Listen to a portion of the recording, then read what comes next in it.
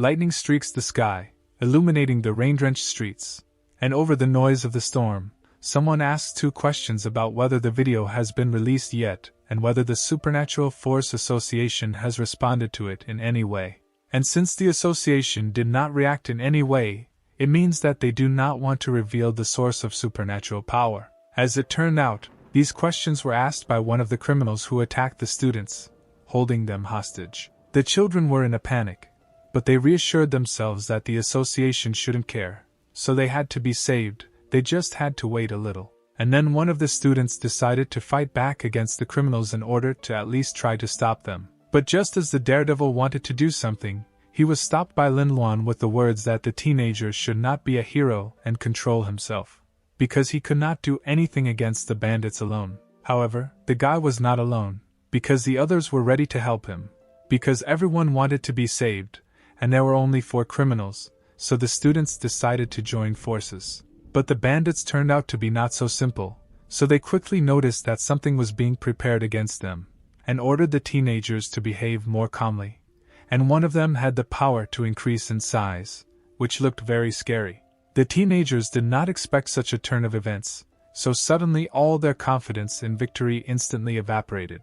Although the criminal's accomplices with the strength of his height told him not to go too far with the children, he still hit one of the children with all cruelty. The blow was so strong that the blood of the unfortunate student scattered in different directions. This action frightened all the students so much that they began to panic and run away in all directions without even thinking. Lin Wan then realized that this was the perfect moment to save himself, and shouted about this to the guy Hao, whom he had previously stopped. But the daredevil once again decided to act like a hero, thinking not about himself, but about the others.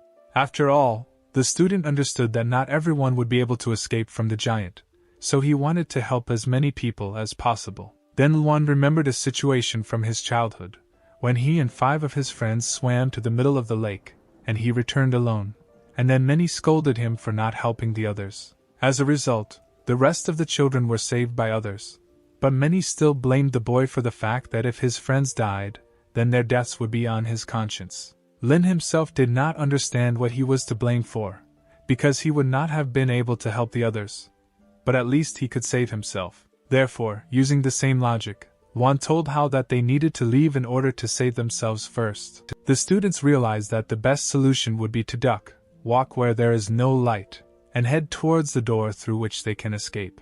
But then the guys noticed a figure that was on the mother-in-law, but it was not clear who exactly it was because of the darkness. The stranger concluded that the turmoil was the best time to act. After these words, the unknown person jumped out of cover and struck one of the criminals, doing everything so quickly that he did not even meet resistance. As it turned out, the stranger's name was Ji Feng, and he was one of the most popular newly minted heroes with supernatural power from the association. And if he was here, it meant that the others were saved. The man waited for the best moment, and as soon as it came, the hero took advantage of it and quickly dealt with the villains. But Feng defeated only 3 of the 4 criminals, because the last one hid in the crowd of fleeing students. But the hero himself did not know about it. Lin tried to shout to the man, however, due to the bustle he could not be heard, so the guy could not warn the hero and decided to save himself, hoping that Feng himself would fix everything. The hero himself from the association had already reported on the phone that he had dealt with everything, and almost all of the students had already run out into the street, so he believed that everything was fine. But Feng relaxed early, because while he was distracted, he was attacked from behind by a 4th criminal, whose existence the hero did not even know about, so he was not prepared for this attack. And then, unexpectedly, the man was saved by a boy, who kept repeating to himself that first of all he needed to save himself, and in the end he jumped under the attack of the villain in order to save another person. Lin again remembered that moment from childhood, because it was then that the boy wanted to become a hero, when he saved the rest of the guys thanks to the fact that he swam quickly and was able to loudly call for help. In this situation, the student really acted like a real hero, because by sacrificing himself, he saved the man. According to the criminal, Ji Feng is a vile person, because he hid in the crowd in order to attack later, and the villain was glad that he was able to escape in a timely manner.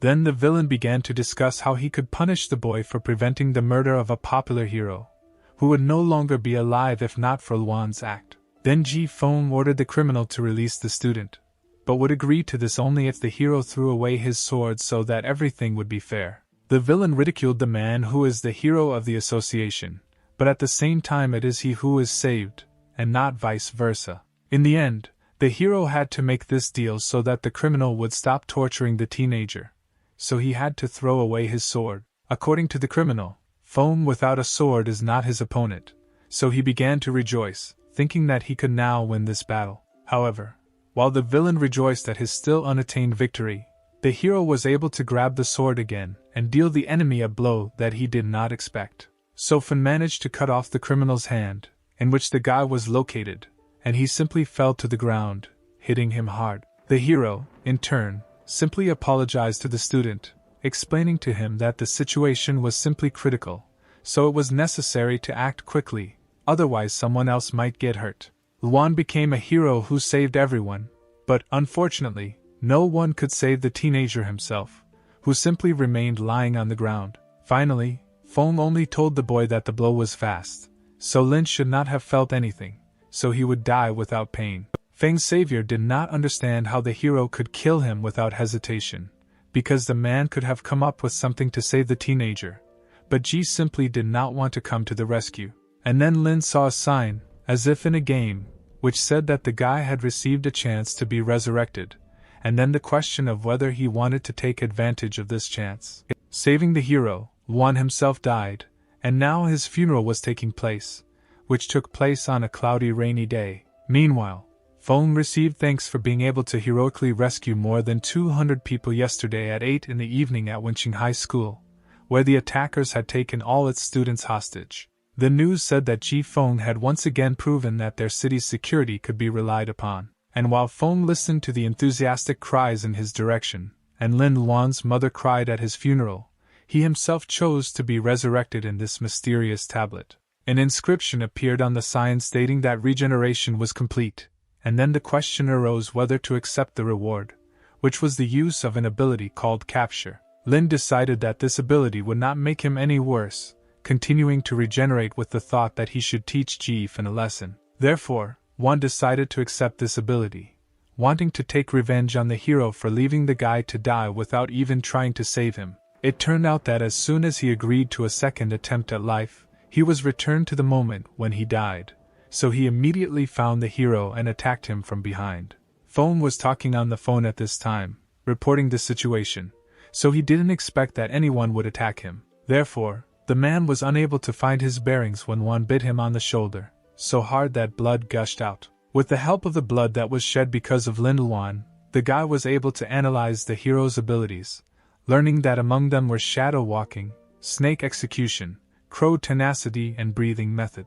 And this analysis was done for a reason, because the surviving student can absorb one of the granted abilities. When the hero saw that the student was still alive, then with the question of why he had not died yet, Feng began to strike the boy. Luan, meanwhile, was thinking about which ability from the available ones he should choose, and eventually settled on the shadow approach. Thanks to this strength, the teenager was able to dodge the blow that the hero wanted to inflict on him. But the problem was that Lin had no idea how to use and control this ability. Feng noticed the power the boy used, and then told him that it was quite ordinary, so the hero would not be surprised by this, because he did not know that this ability was stolen from him. As a result, both young people used this ability, but only one of them knew how to use it. Of course, the man's advantage was obvious, so he was already ready to deal a fatal blow to the student, whom, on the contrary, he was supposed to save. But this was not allowed to happen, because after the bite the hero's DNA began to change,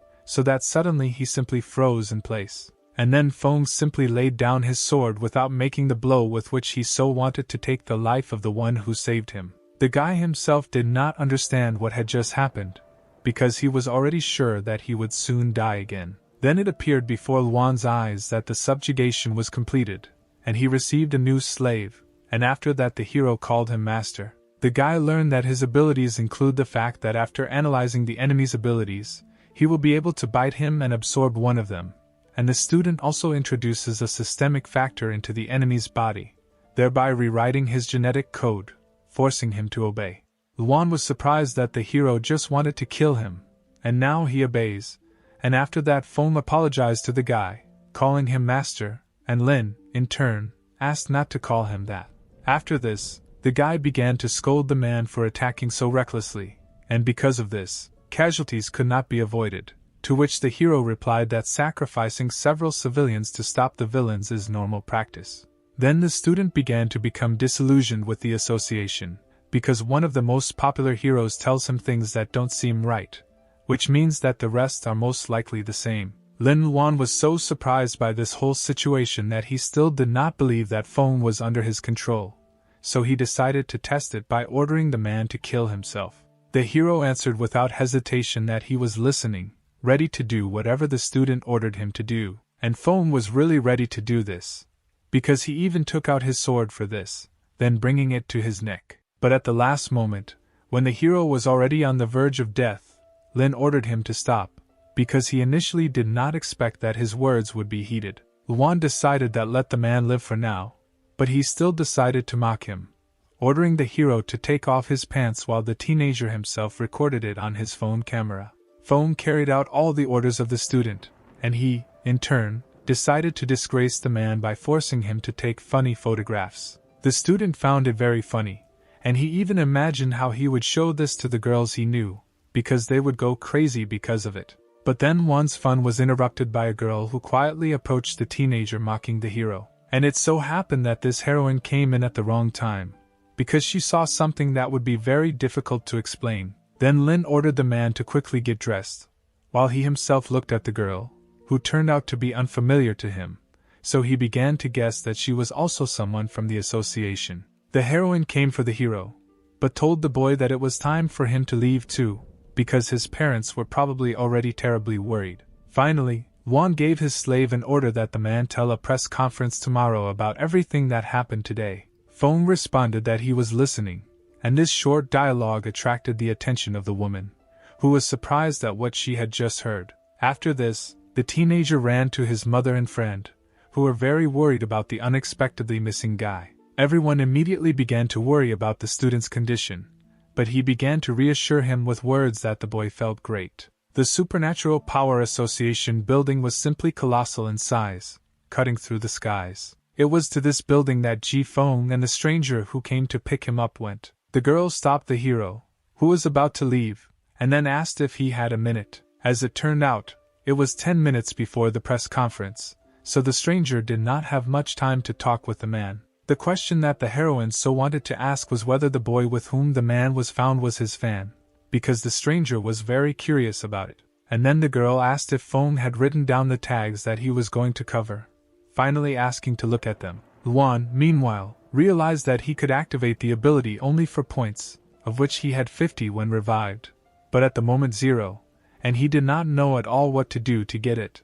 But in the end, the guy decided that now was not the best time for him to think about it, because he was very tired, and only wanted the lessons to end as quickly as possible. Due to loss of strength after past events, Lin did not listen to the teacher at all, but simply practically slept during the lesson. And as expected, this was noticed by the teacher, who did not at all like what Luan was doing in class instead of mastering the educational material. Teacher Shu made the guy stand up and repeat to the class what Newton said, and the student, in turn, explained that he still couldn't recover from yesterday, and that's why he was so absent-minded. But they didn't even want to listen to the student, telling him to return from heaven to earth, because it was just an accident, so you need to think not about what happened, but about the fact that there were only 2 months left before the state exam. However, Lin was not so sure that the attack was just an accident, because the school is always under guard. But yesterday, when the guards changed, in 20 minutes the attackers were able to easily enter the institution, but it remained a mystery how they did it, because the time of the changing of the guard is determined in advance, and the schedule for changing the guard is only available in the training section, so it was unclear how this information reached the criminals. Then one of the students asked that Luan really wanted to say that the school unit conspired with the attackers so that they could take over the school. Lin explained to this student, whose name was Wang Tianhao, that this was not what he meant at all, but Wang continued to argue with him, arguing that there could be no other meaning in the boy's words. As a result, the teacher stopped this argument, ordering Lin Luan to spend the rest of the lesson standing, punishing him for his behavior. And then Luan saw that he was awarded 1 point for causing hostility on the part of Zhu Dayun, who was the teacher, and this greatly amazed the boy, because it turned out that you can earn points by arguing with the teacher. During recess, the teenager's friend asked how he was feeling, to which the guy replied that he was really hungry, so he needed to fix it. There was already talk in the class about who would take what exams, and everyone assumed that Wang Tianhao would take the exam in the specialty of supernatural power, because the guy was the strongest in the school. Then the student told the others not to worry, because he already had enough power to protect them all. And then Van again focused his attention on Luan, telling him that the guy is an egoist who is only thinking about how to escape. After these words, rumors began to circulate around the class that Lin Luan had run away during the attack on the school, but the lives of his comrades did not bother him at all. But the teenager was not at all upset by this, because before his eyes he saw that he had received another 10 points due to the fact that he had aroused hostility from his classmates due to selfishness. Luan's friend then stood up for him, telling Wang Tianhao to shut his mouth and not say what he didn't know. The guy with green hair responded to this by saying that Lu Jiahao is most likely the same as his friend Lin, because whoever you mess with is what you get. And then Wang emphasized that Lu was talented enough, so there was a chance that after passing the psionics exam, the guy would stop being attracted to such a nonentity as Luan. But these words only angered the protagonist's friend even more. But Tianhao was not afraid of threats, because he was the strongest, so the students could not do anything to him. Confident that no one would touch him, Van was unable to fight off the slap that unexpectedly flew at him. And then Luan, who hit the guy with green hair, received another 5 points for starting a fight with a classmate and causing hostility on the part of Wang Tianhao. And then the main character realized on what principle he was awarded points. It turns out that Lin Luan becomes stronger thanks to bad deeds, which seemed to the guy a rather strange system. Then the student decided that it was time for him to become bad, because since others can be insolent and pretend to be strong, then why can't he do the same? But all the hero's agility evaporated the moment that the offended Van began to approach the guy, clearly not with friendly goals. The offended student even decided to use magic to take revenge for the blow his classmate dealt him. The guy almost struck, but the main character managed to escape, avoiding his terrible fate. However, the offended student did not want to give up so easily, so he decided to throw another blow called the Thunder Palm, which was the technique of the guy's family. But even here Luan was lucky, because he managed to escape without receiving more than 1 blow. And while Wang Tianhao was looking everywhere to finish off his brave classmate, he himself decided to have dinner, because he was really hungry. The main character has already eaten 4 pizzas, 2 baked chickens and 5 steaks, for which he received another point due to gluttony and hostility on the part of the cafe owner. Lu, meanwhile, asked his friend what he was going to do next, because the situation was quite dangerous. But Lin simply decided that he would hide and that's it, and would not do anything else, because, fortunately for him, the next day would be a day off. But the protagonist's friend started talking about the fact that there is a reagent that can turn anyone into a psionicist, and then asked Luan if he would like to try to become one. Lu noted that his friend is strong enough that even he sometimes finds it difficult to defeat the guy, and if it's all because of the reagent, then the Jiahao family is ready to help Luan with money. But the hero noted that since they are friends, then talking about money is inappropriate. And besides, the reagents will cost several tens of thousands. Luan cannot sit on the neck of his friend's father. And then the guy remembered that a press conference was currently being broadcast, so he asked the waiter to turn on the TV. At the press conference of the Association of Supernatural Power, it was said how the hero defeated 4 attackers. And at the moment when the talented psionicist Ji Fin was called onto the stage, a stranger appeared instead, who had previously wanted to talk to him. The girl announced that Feng would not be able to attend the conference, because due to the multiple injuries he received the previous day, he was urgently hospitalized. This shocked everyone, because just yesterday everything was fine with the man, and no one expected that this could happen. Luan did not understand at what point the hero managed to get injured, because at most he could have simply been scratched. And then he received a message that his subordinate was dead, on the same screen that the guy began to see after his revival. The girl on TV said that the hero would not be able to perform in the near future, and then offered to pray for the recovery of the psionicist. And meanwhile the student did not understand why this stranger was lying. In the end, Lin guessed that the reason was that the hero was ordered to tell the truth about his actions yesterday, so he was removed so that he could not discredit the association. After this, the teenager began to worry that he, too, might be wanted because of yesterday's incident, because if the association found out about him, the guy would face the same fate as Finn. So Juan decided that he needed to be careful with the use of his abilities so that no one would find out about them. And the hero was also pressed by the fact that on Monday he had to meet with a classmate whom he had recently hit. But for now he decided not to think about all this. So he went to his mother and asked if there was anything to eat. And then the teenager noticed that his mother was behaving strangely, as if she was hiding something important from him. Suddenly, someone started knocking hard on the door, shouting that it was opened as soon as possible. It was the aunt who came running to ask how much money the boy's mother had transferred to the fund. It turned out that the grandson of the director of a pharmaceutical factory went on the run, taking with him the money collected by the fund in the amount of 10 million, and the goods turned out to be fakes that did not bring any effect. And Juan's mother transferred 100,000 to these scammers, which was the allowance of the woman's father, which is paid one time to the family of the deceased. This is how the hero found out that his mother had purchased a reagent for a lot of money to improve her son's health. And she did this because of the day when Lin did not leave school for a long time, and the woman's plans simply included a desire to help her son become stronger.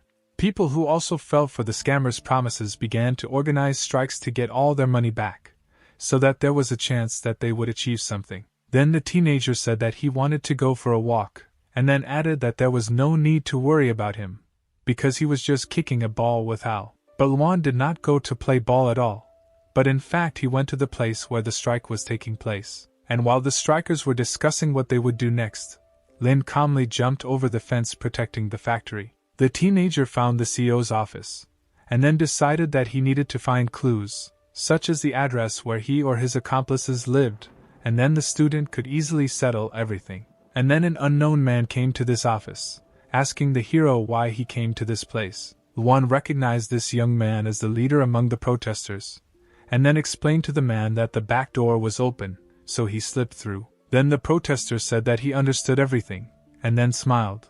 And this smile did not coincide with the fact that the sign appeared with a message about +1 point for hostility on the part of Lubin. It turned out that Lubin was the main one among the protesters, and the teenager did not understand where the hostility came from if the student wanted to expose the fraudster. Suspecting something, Luan asked the man how he himself got into this office, and he said that he also went through the back door to look for clues. Then the boy began to talk about how the thieves would definitely get what they deserved, because everything would come back to them like a boomerang. The young man somehow hesitantly agreed with the guy's words, and he, in turn, saw that he received more points for hostility on the part of Lubin. Then Lin realized that the man was an accomplice of Sun Che-gong, and he was pretending to be injured only in order to divert suspicion from himself. The teenager decided to use his capture ability, which cost him 50 points that he had previously accumulated thanks to the hatred of his classmates. Using his power, the guy learned that the scammer's abilities include speaking, boasting, legal knowledge and culinary skills. With the help of a high level of performance, one could act in films, or become a fraudster, so the student decided to take this particular skill. And while Lubin threatened Luan, he, in turn, was only waiting for his ability to finally take effect. Finally, when the power began to act, the man fell silent, and then simply called the student master, awaiting orders. Then the teenager ordered the scammer to explain why he was pretending to be the victim, and he began to explain that there were 3 reasons for this, including the desire to find out how the protesters are, also to become their leader and to gain their trust in order to deceive again.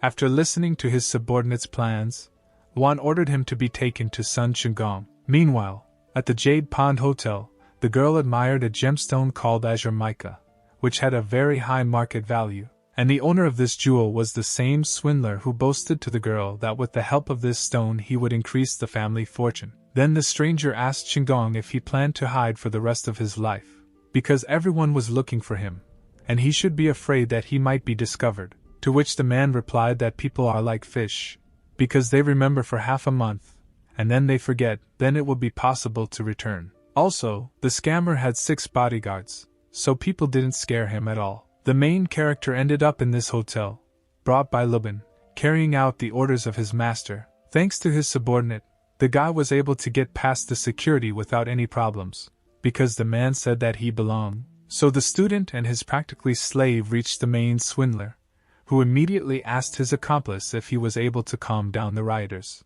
Driven by anger, Lin headed towards the one who had defrauded his mother of a lot of money, and while the scammer was not expecting it, the teenager hit him, putting all his hatred into this blow. The blow was so strong that Qinggong began to bleed, and at that time the hero called him a worthless bore. The student threw the man to the floor, and the girl was very scared of this, and therefore began to scream. But Wan's subordinate quickly reacted to this, telling the guards not to pay attention, because everything was fine. And while the guards thought that their owner was just having fun, the student was able to beat him to his heart's content as punishment for deception. When the swindler was asked where all the stolen money was, he replied that he did not have it, because he had invested everything in new spar. In the man's opinion, it was not just a stone, but a mountain mineral that he bought from the Wang family's pharmaceutical company, so there was a high probability that it was not a fake. And the criminal sold ordinary stones to people because he took all the spar for himself,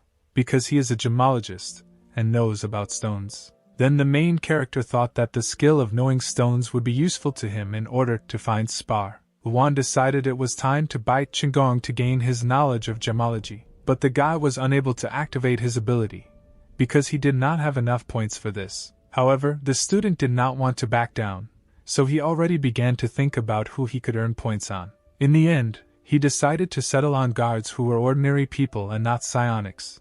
But they still paid a lot for them. The boy ordered his subordinate to go out to the guards and say that they were all fired, and he himself, an ordinary student, would be in their place. The man obeyed his master's orders and did everything as he was told, and then added that the guard's place was in the trash heap, not here. Meanwhile, Luan noticed the spar, and then decided that it was in it that the thief had invested a fortune. When the guy looked at this spar, for some unknown reason his appetite increased, as if he had not eaten for a whole week. Therefore, the teenager could not resist, and without thinking twice, ate this precious stone. After this, the hero felt the power overwhelm him, and then he understood exactly how spar should work. And while the guy was enjoying the feeling of strength, the guards decided to interrupt him in order to sort out who was causing them to be fired. It turned out that these guards were from the most famous company providing personal security services called Shida. And since this company had professionally trained people, the money they paid for them was not small.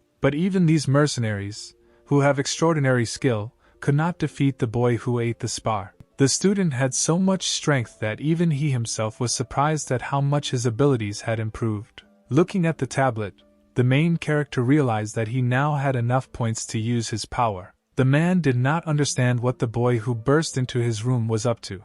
But even without knowing what would happen next, he was still very scared. The first thing Luan ordered his new subordinate was to stop crying, because the man still could not calm down after the bite. It became clear that after submission, the characters of those bitten remained the same, which was only to the benefit of the student, because he did not want them to become soulless puppets. But the most important thing that Lin realized is that by hating his subordinates, he also gets points, and since everyone hates Qinggong, then he will get a lot of points from this. Luan first thanked the swindler for bringing his master so many points, and then the hero could not restrain himself and hit the thief again, because such an amount of hatred shows that he had deceived a large number of people. Remembering the people, Lin ordered his subordinates to compensate for the damage to those who were deceived within 3 months.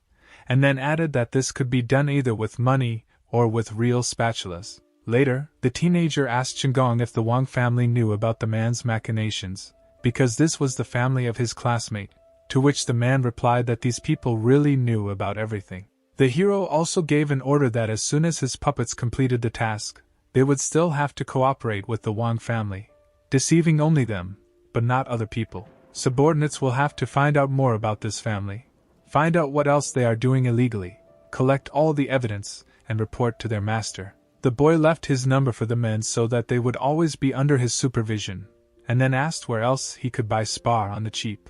Then Luan was advised the Shuman market, where many people sell spar, and although you can find real ones, there are also plenty of suspicious people, so you need to be careful. And while Lin was calmly walking around the market, looking at the goods, a man ran into him and practically swept the teenager off his feet. On the phone, the man talked about getting rid of the goods as soon as possible. And as soon as the hero recovered from the blow, someone crashed into him again. But this time it was a girl who had previously been talking on the phone that the suspect was heading towards Lola Lane. The teenager asked the stranger if they had all agreed, and she, in turn, apologized and hurried forward. It seemed that the stranger was running after exactly the man who had encountered Luan before. But then everyone saw that this was not just a man running past, but a man with real strength. The stranger swung at the girl who was chasing him in order to somehow try to stop her. But with this blow the man also hit ordinary passers-by. And then Lin noticed that this stranger had the ability of gigantism, like the villains from school, so most likely this person was their accomplice. Then another man appeared and began to order the others to cordon off all the passages and drive the criminal to the old alley, because there were no people there. It turned out that it was the Thunder Tiger Wang man, Wang Tianhao's uncle, who constantly bragged about him in class. A classmate was always bragging about his uncle, who was a 5-star psionicist, so Luan immediately recognized the man. Seeing the criminal, the hero immediately attacked him, activating his abilities to attack. The villain tried to escape, but he failed because the psionicist was much faster, so he quickly found himself next to the criminal. And while the runner did not understand what was happening and simply looked at the man, he used his strength, striking. The attack was so strong that the criminal was thrown several meters away. The man began to beg the tiger not to kill him, and then promised that he would not say anything, and might even swear to it. And then the psionicist replied that he believed the man's words, because the dead can be trusted. The tiger began to ask the criminal where the goods were, and if he answered then they would even be able to identify his corpse. And then the person running away began to say that he would tell everything if he was released. Wang Man then added that if the man does not tell him, the psionicist can easily find another approach to obtain information. Then the criminal decided to fight for his life, but the tiger only ridiculed him, calling this attempt child's play. The 5-star hero was able to tear his opponent apart with one blow, without even putting in much effort. And Lin also saw everything that was happening, because he followed his classmate's uncle to see where he was going. Due to the fact that the guy crawled out of his hiding place, because he was too shocked by what was happening, it seemed that the tiger noticed him. Although the teenager managed to hide, the psionicist still heard some noise and asked who exactly was hiding like that, when the guy himself already understood that he was finished. The main character understood that since he heard this conversation, they would definitely not leave him alive, so he needed to come up with something quickly. Then the guy decided to bite the man, but it turned out that he did not have enough points for this, because the enemy's life force exceeded his own. Meanwhile, the tiger was getting closer and closer to the boy, who didn't know what to do now. And then some noise was heard nearby. The psionicist was distracted by it, so this was a chance to escape, which the teenager immediately took advantage of. However, the man still managed to see the man running away, but could not see who exactly it was. But Wang Man was not going to let go of the one who overheard such an important conversation so simply, shouting that the guy should not even think about escaping from the man. The psionicist ordered the others to capture the teenager, thinking that he was an accomplice of the defeated criminal, so everyone rushed to search. Lin kept running away, hiding behind different buildings, and then he realized that he had wandered into a dead end and would no longer be able to escape from those who were looking for him. The teenager had already decided that now the end would definitely come for him, because there was nowhere to run, and the opponents were already approaching, but then hands appeared from the wall. These hands grabbed the guy, covering his mouth so that he would not make unnecessary sounds that could give him away. As a result, the tiger and his team did not see anyone behind this wall,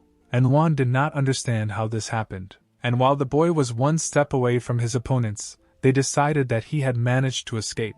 Then the guy realized that he was saved by a girl named Sher Lily, who was an inspector, because it was written on her badge. And then suddenly the tiger, out of anger, hit the wall where the guys were hiding. But fortunately, the blow did not hit the people, but it was very close to them, so they were very lucky that they were not hit. And then the people of the 5-star psionicist informed him that the goods had been found, thereby diverting his attention, which had previously been focused on finding the guy. Then the tiger ordered everyone to leave, leaving the one who overheard his conversation, because he had other things to do than play tag with the unknown boy. As soon as the man left, Luan began asking Lily a large number of questions, but the girl did not answer any of them, ordering the guy to leave quickly. Lin was surprised at how indifferent the girl who saved his life was. In the place where the goods were hidden, the tiger began to interrogate the man working there, asking him if the man whom the man had recently killed had any other accomplices, to which he received the answer that the man killed was the last one. These criminals worked together with Shinggong, engaged in robberies, and then hid the spar among the building stones to ward off suspicion. And then the girl who saved the guy turned to the tiger, calling the man a commander, and he then asked if it was her doing that someone managed to hide from him. After that, Wang Man asked Lily if appraisers had been sent with her, because they needed to be sent to this place as soon as possible. Then the student decided that the girl and the Thunder Tiger were from different squads, and the man wanted to remove Lily in order to take sole possession of the spars. The tiger, meanwhile, told the girl that her inspection department could only inform and disturb others, and then ordered her to get out. And since Lily needed someone who knew about stones, the guy decided to pretend that he was from the civil service, because he had talents for performing and gemology, so he could handle it. Then the boy asked if he needed to find spar here, and then said that it was nearby, so he quickly came. And then the guy pretended that he was a big fan of the tiger, and then introduced himself to him as Lily's friend and gemologist. After the teenager finished admiring the man, he said that he would get to work for now. Wang Man asked the girl if it was really her friend from the inspection department, to which she gave a positive answer. Although the guy knows that spar is a crystal formed through diobsidation and under the influence of supernatural forces, it can also be found in vegetation, in animals, but most often in minerals.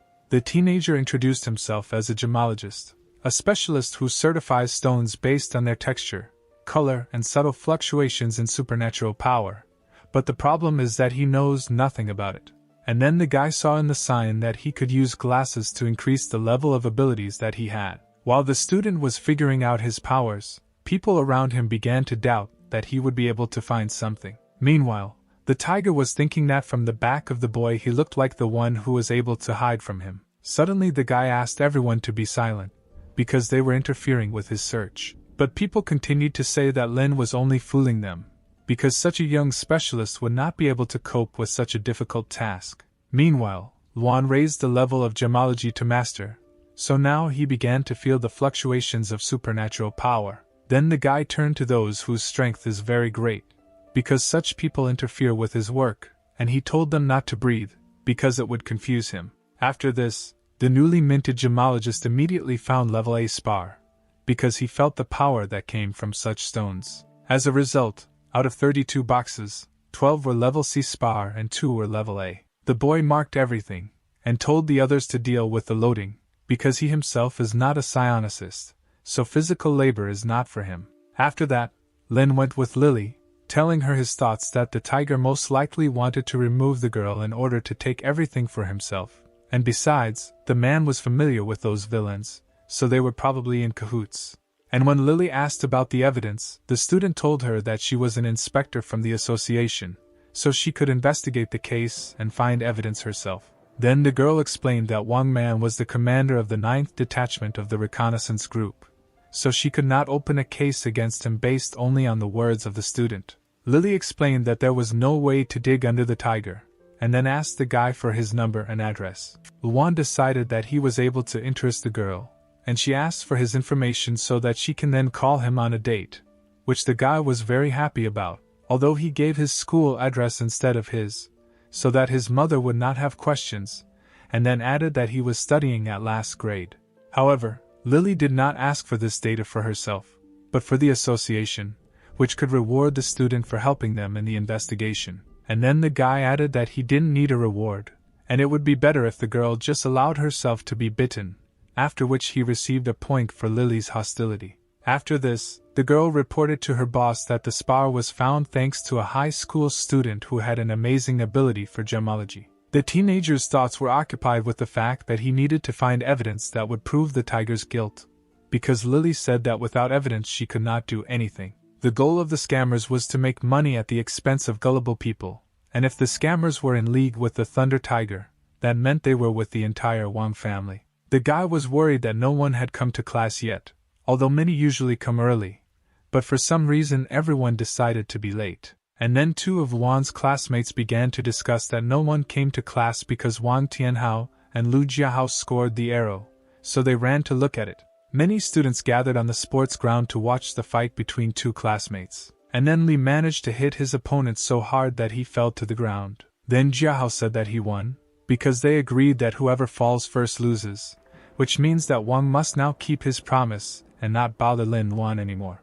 However, Tianhao didn't want to accept that he lost, so he said that he didn't care about words and continued to fight. And then someone from the crowd pushed Li, causing the guy to lose his balance and be distracted from his opponent. Van took advantage of his classmates' confusion and hit him hard, saying that he was the strongest in this school, so he could not be defeated. Tianhao summoned his ability to hit his opponent so hard that his bones were broken, so that he could then be in a wheelchair for the rest of his life. Wang had already swung, but could not hit, because he was prevented by Lin, who was in time to save his friend. No one knew that Wang had such power, so everyone present was surprised by the guy's appearance. After this, the hero asked his friend why he started fighting with his classmate, because this was not a solution to the problem. And then Lu explained that he was just tired of seeing his friend hiding every day after school, so he decided to settle the matter. Meanwhile, Van was so angry about what had happened that he even turned red from the overwhelming emotions.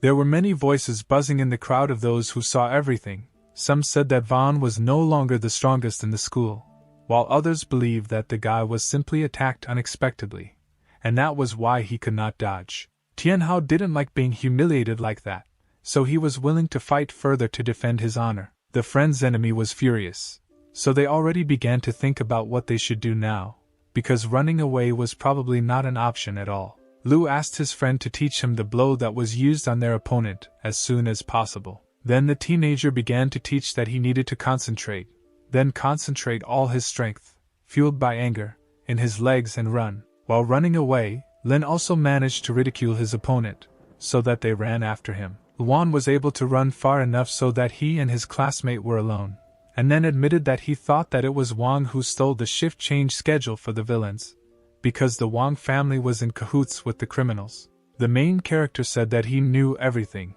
and he even knew that his opponent's uncle killed the witness, and then added that he was giving his classmate a chance to confess, otherwise he himself would report everything to the association's inspection department.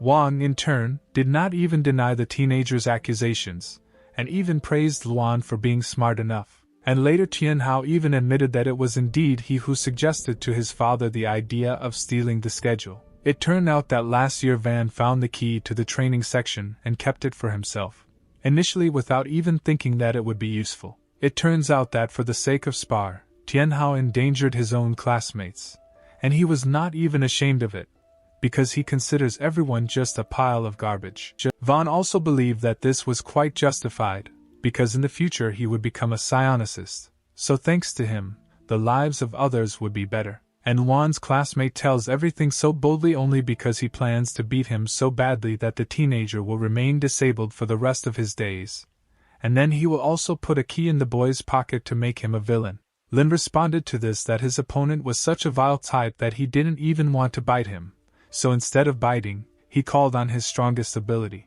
So the classmates faced a very dangerous battle, deciding to use all their abilities to the maximum. Luan was so fast that Wang couldn't keep up with his speed, wondering how his opponent could do it. And while Lin was talking about how the association was rotten because of people like his classmate, Tianhao himself didn't understand where someone like Lin got such speed. As a result, while Van was at a loss, his classmate was able to strike him, saying that this was to him for all his actions. Although the main character was able to inflict many blows on his opponent, and he, in turn, had not yet responded to them, Van still considered himself the strongest. Luan, meanwhile, struck again, shouting that this was his way of taking revenge for his schoolmates who had died because of his opponent's actions. This blow was so strong that he could no longer move his leg because his spine was broken. And then Lin told his classmate that he had a broken spine, so now it is unknown whether he will ever be able to get back on his feet. and certainly now he will not be able to go into psionics. Juan began shouting that he would tell everything to his father and uncle so that they would kill Juan and his entire family. And then the main character admitted that the Wang family now cannot escape punishment, because the teenager wrote down the entire story of his opponent, so now he has evidence. The guy sent this recording to Lily, because she said that if you find evidence, you can open a case on the tiger. And while Lin was fighting with Tianhao, his friend at that time was also not idle, having defeated 2 accomplices of their main enemy. 2 weeks later, Lily informed the main character that the end had come for the Wang family, because thanks to the evidence, she was able to start an investigation, and it turned out that this family was in cahoots with the attackers. Luan's classmate will never be able to walk again, and he will also be sent to a juvenile detention center, but the Thunder Tiger has no direct connection with the fraud, so he could not be attracted. But killing a witness doesn't mean anything,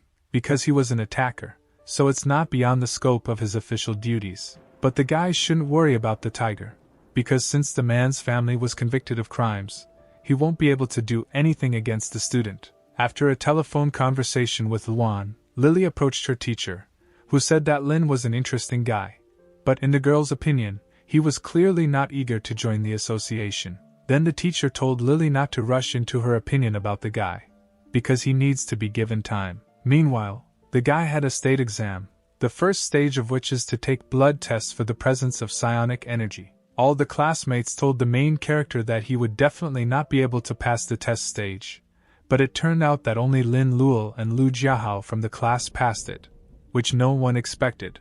Those who passed this stage were asked to go to the Western basketball court, so the heroes went there. There, the heroes met 3 more students who had passed the first stage, which surprised Lu, because usually 2 people passed from their school, but now 5 people had passed. One of those who passed the first stage was Chindoji, who showed himself in school, because he had limitless potential. Also, this stage was passed by Ruan Lusher, who is the best in all subjects, attends all courses at school, and she is very smart. And the third one who also passed was Lin Su, who is an inventor and loves to understand technology. The students did not understand why they had gathered everyone when none of the teachers came to them, and then they heard some noise. Then they noticed the cat, so they decided that it was from him that the noise came. However, then the teenagers saw a man who asked them if they had passed the qualification. The students were surprised by such an unexpected appearance of a man, because they were waiting for teachers who would explain everything to them.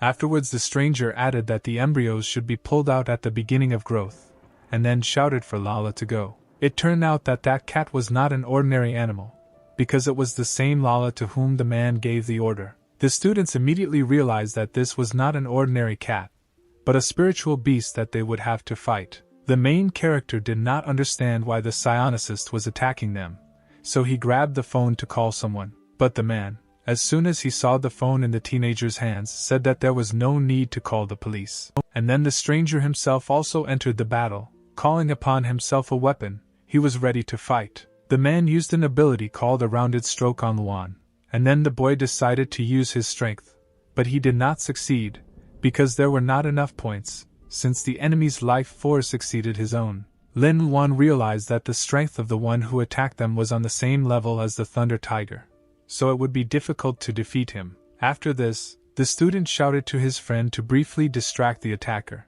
and he agreed to help his friend. Then Jiahao told the others to scatter in different directions and try to call the police. Hearing the teenager's plan, the man replied that calling the police was against the rules, so he would not allow them to do it. As soon as the stranger said this, at that very moment he knocked the phones out of the hands of those who tried to call. While the others were fighting for their phones, the girl was trying to escape from the cat, which was ready to attack anyone. But the animal failed to catch up with Lushi, because she was saved by the main character, who quickly got his bearings and pushed the cat away. And although the man appreciated the teenager's speed, he is still sure that the student is not able to cope with Lala alone. Meanwhile, the cat had already switched all its attention to the main character, forgetting about the girl that she was pursuing. One understands that Lala is as fast as he is, and he only has the ability to run away, but not to attack, so if they catch up with him, then the guy is screwed. The student then decided that the only way to defeat the cat was to take control of it by waiting for the right moment,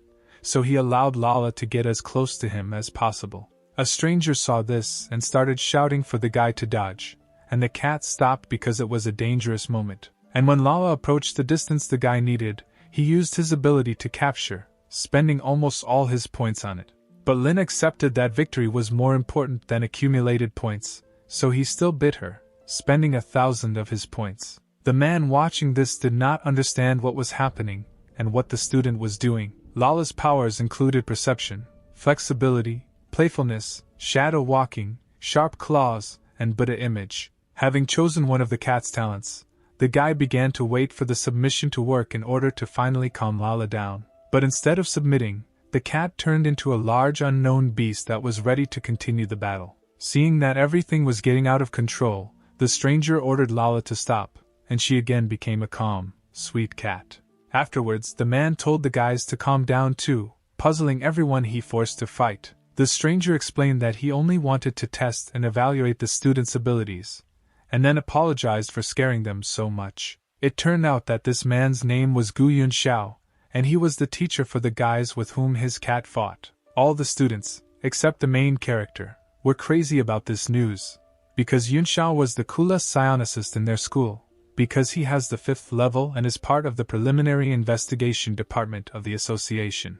According to the description from Wan's friend, their teacher was a terror for villains, because he has countless solved cases, and he is also handsome and cunning. The man's spiritual energy takes the form of 10 meters. In his right hand he has a brush, and in his left is the Book of Life and Death. The students were delighted, calling their teacher Wonderful Pengguan and talking about how lucky they were. But the psionicist said that the children should simply call him their mentor, and that would be enough.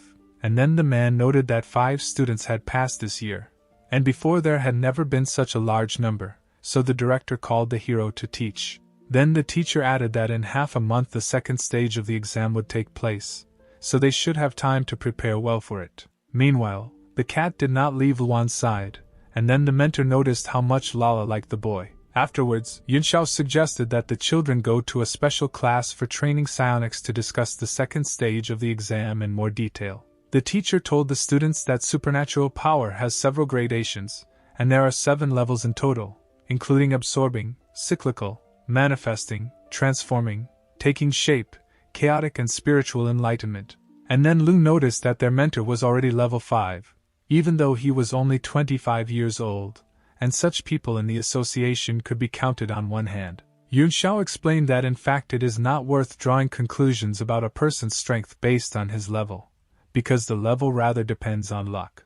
As an example, the mentor took the Thunder Tiger, whose trump card is that it can collect energy in its hand, so he created a technique called the Thunder Fist, and we can say that its level is somewhere between the 2nd and 3rd. But since Wang has perfected his technique to the maximum, he is able to break through a mountain, so if you compare him with Yunxiao, the tiger will most likely win, so the association decided to recognize that the tiger's strength is comparable to the 5th.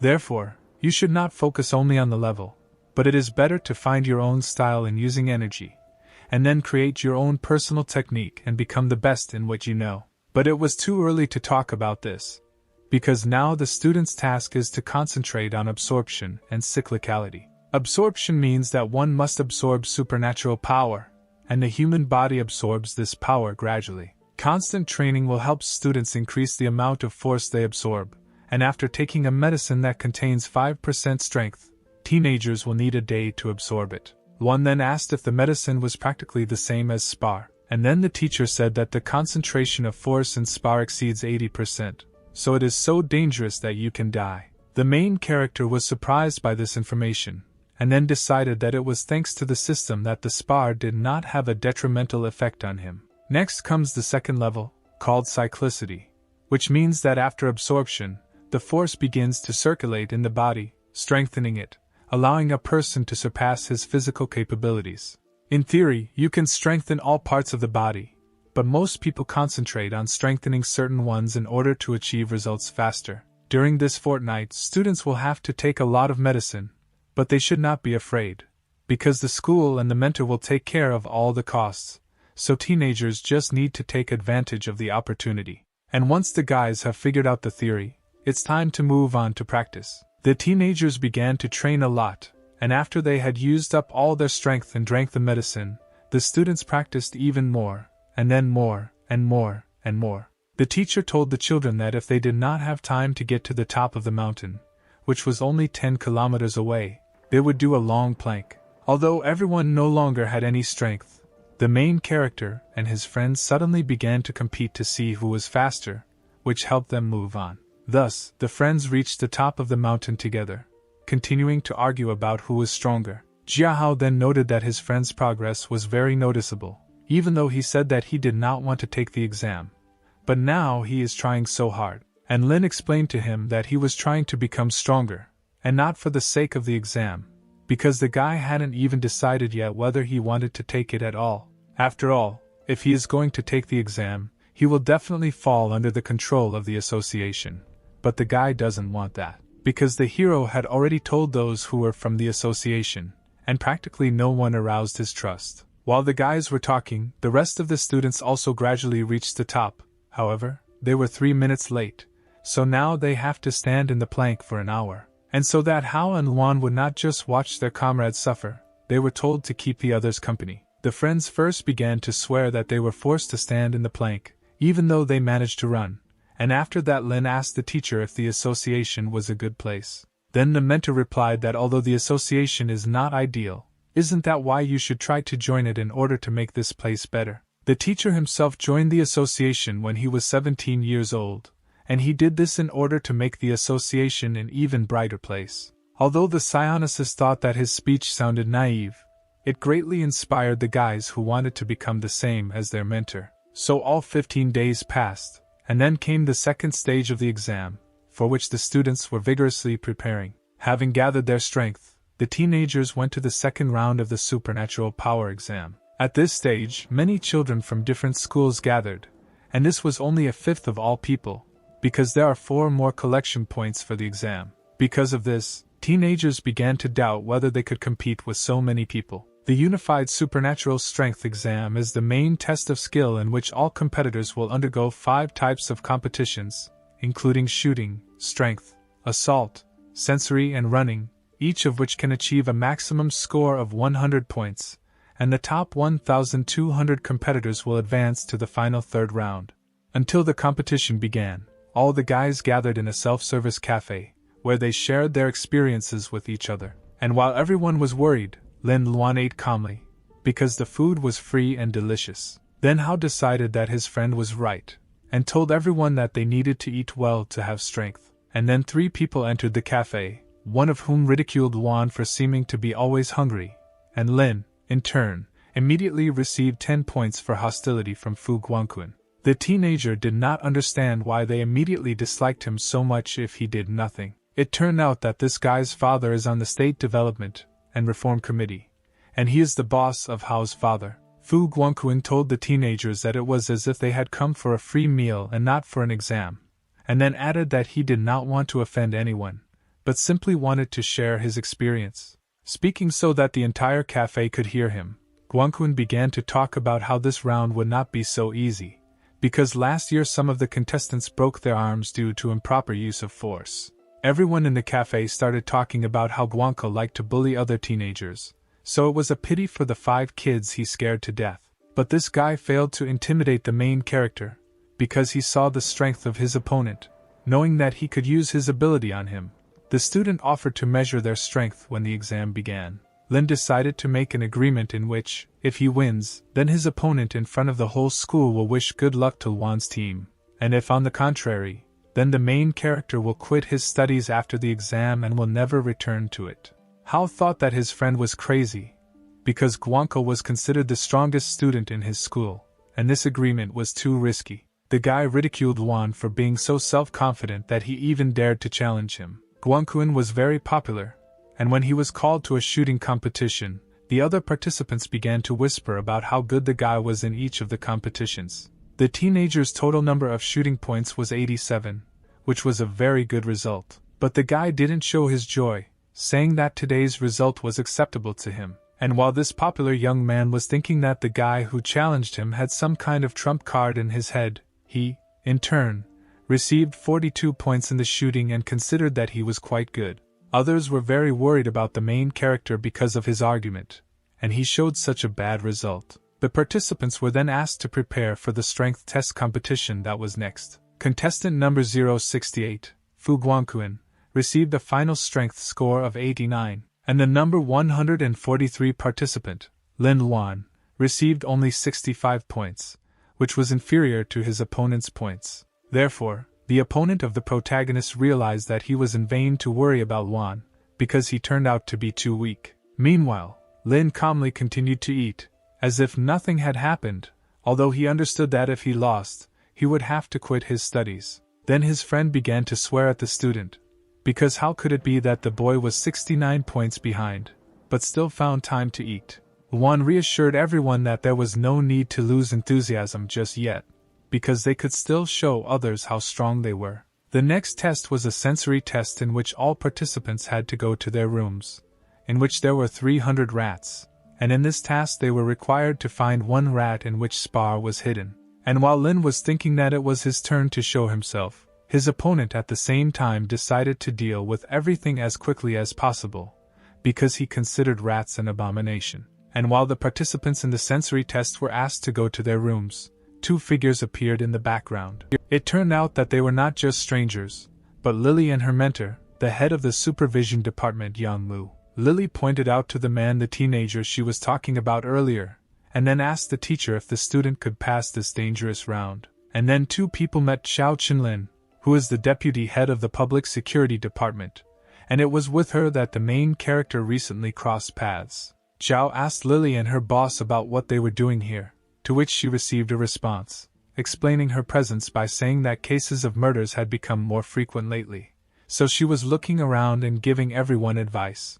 Then a noise was heard on their site, and it turned out that it was all because someone passed the test very quickly. At that moment, Guangquan was just coming out, so he decided that all these ovations were in his honor, and the guy had already begun to thank the crowd flying towards him, but the people, in turn, pushed him away, rushing to someone else. Then the self-confident teenager realized that all these enthusiastic screams were not in his honor, which means that someone completed the task faster. It turned out that all attention was directed towards Luan, because he found the spar in 10 seconds, but his opponent took 2 minutes to do it. The main character explained this result by the fact that as soon as the door opened, the rat with the spar immediately ran out to his leg, and he, in turn, immediately caught it. But it doesn't matter how, because Luan won in any case and received 100 points for it, starting to catch up with his opponent. And while Lin was happy about his victory, he didn't even notice that he was approaching the woman he met on the first day of receiving his power.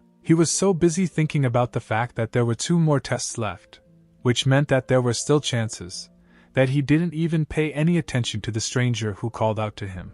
And then the girl decided that she had simply made a mistake, since she did not receive any reaction.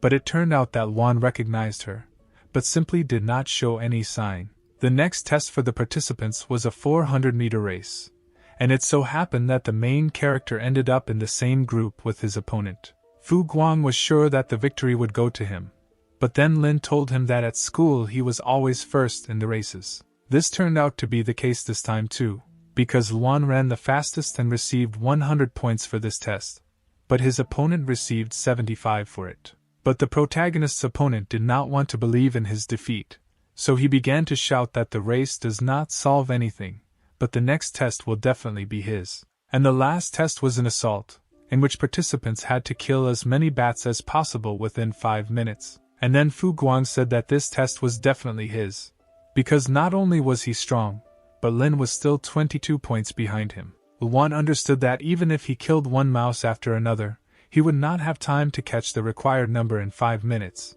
and so he began to think if there were any other ways to win. And then the teenager remembered the words of his teacher about how to activate his ability, releasing his spiritual energy outward. Lin actually began to release his spiritual energy, thinking that bats were excellent at detecting ultrasonic vibrations. Fu Guang noticed that the bats flew in the same direction, so he followed where exactly the animals were moving, and then he realized that they were all flying towards Luan. Surprised that the hero decided to risk his life for the sake of victory, because the bats could easily kill the student. The protagonist's rival tried to save him by shouting for him to quickly hide his spiritual power because there were too many bats, so it would be difficult to defeat them all. Meanwhile, Lin waited until there were enough bats to activate his power, and as soon as the number of mice became very large, the teenager used his power on them all, killing all the mice that surrounded him with a couple of movements. It turned out that Luan killed a record number of mice, and surpassed all the people examined before him from all over China. Thus, for the assault the main character received 99 points, having killed 435 mice in 5 minutes, and his total points were 406. And his opponent received 69 for the assault, and the total number of points was 398. This means that Lin won the argument, and his opponent is obliged to fulfill his part of the deal, which included supporting the Luan school. The rest of the students from the main character's school were in another group, and for them the competition would begin in the afternoon, so Lin tried his best to support the guys. As a result, Lu Jiahao received 404 points in total after all competitions. Chendoji received a total of 341 points, which was a good result. Participant Lin Su received 334 points, falling slightly short of his friend. Wan Lushu received a total of 352 points, and since all 5 candidates from the main character's schools showed such a good result, they all ultimately qualified for the final round. The teenagers were happy that they showed such an excellent result, so they went to celebrate with their teacher. The mentor told the students that the final selection was in 3 days, so they should try not to worry, believe in themselves and take a good rest. Being in a good mood, Jiahao saw that he was receiving a call, so he decided to leave for a while to talk on the phone. The teenager's dad called, and as soon as the boy answered the call, the father told him something that immediately changed the student's mood. According to the news, cases of attacks by intruders in the eastern region have become more frequent recently, so they asked all citizens to be more vigilant. The heroes, meanwhile, checked into a hotel for participants in the final qualifying exam for psionics in the eastern region, because the final test location will be a park in the suburbs where the main character and his comrades live. The students were glad that the competition was taking place in their hometown, so they decided that they should try their best. And then the teenagers' conversation was interrupted by Lin, who asked the others if they had seen Hao. Then everyone decided that the boy was late at home, where he had previously gone on business. However, the main character was still worried because his friend was not answering the phone, but then he decided that he would wait a little longer. Luan's patience ran out soon enough, so he hurried to find his comrade, because he couldn't just disappear the day before the final exam, which was very important to him. The teenager ran to Hao's house and noticed that there were no lights on anywhere, which was very puzzling, because something could have happened. Then Lin went into the house, and walking around, the teenager found the body of the manager in the wine cellar, which was in terrible condition. And then the boy immediately called his mentor to break the news that Hao and his family were missing. The student also added that he found a manager who was dead and looked like a deceased mummy. Then the mentor ordered the teenager to urgently leave this place, and in the meantime the man himself would send someone to the house, because he himself was unable to come. But the main character did not want to leave, so he decided to wait for the psionicist on the spot, and then he heard some noise, deciding that they had arrived so quickly from the association. But it turned out to be an unknown man who was talking on the phone about how he would deal with the corpse, and then added that he hated covering other people's tracks. With a dissatisfied look, the man grabbed the corpse by the head with one hand, as if it weighed nothing. After this, the man told the body to disappear and burned it using samadhi fire. The stranger scattered the remaining ashes into the wind, reporting over the phone that everything had been settled, and a handful of ashes would not pass as evidence, and then said that he would be there soon, driving somewhere by car.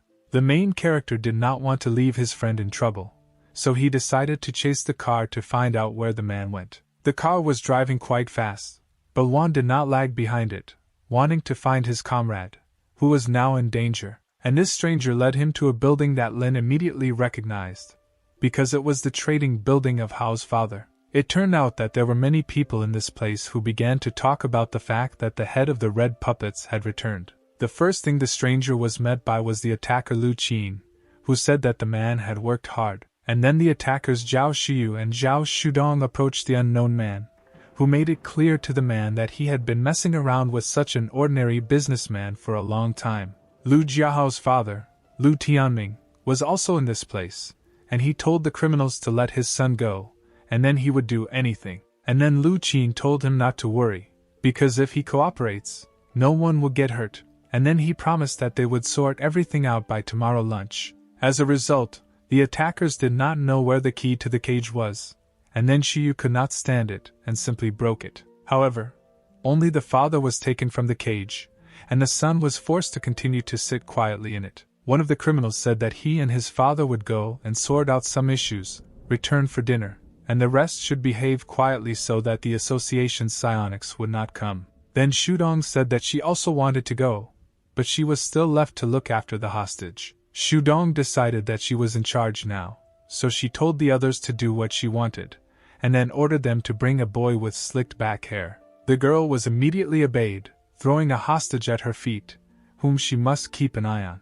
After this, Shudong told the guy that his father knew that they were both already dead, but her sister said that Tianming would agree to cooperate to save her son's life. And because of such a heroic act, the girl was so moved that she told the hero that he could run like a stray dog to call the police, because this was his last chance to escape.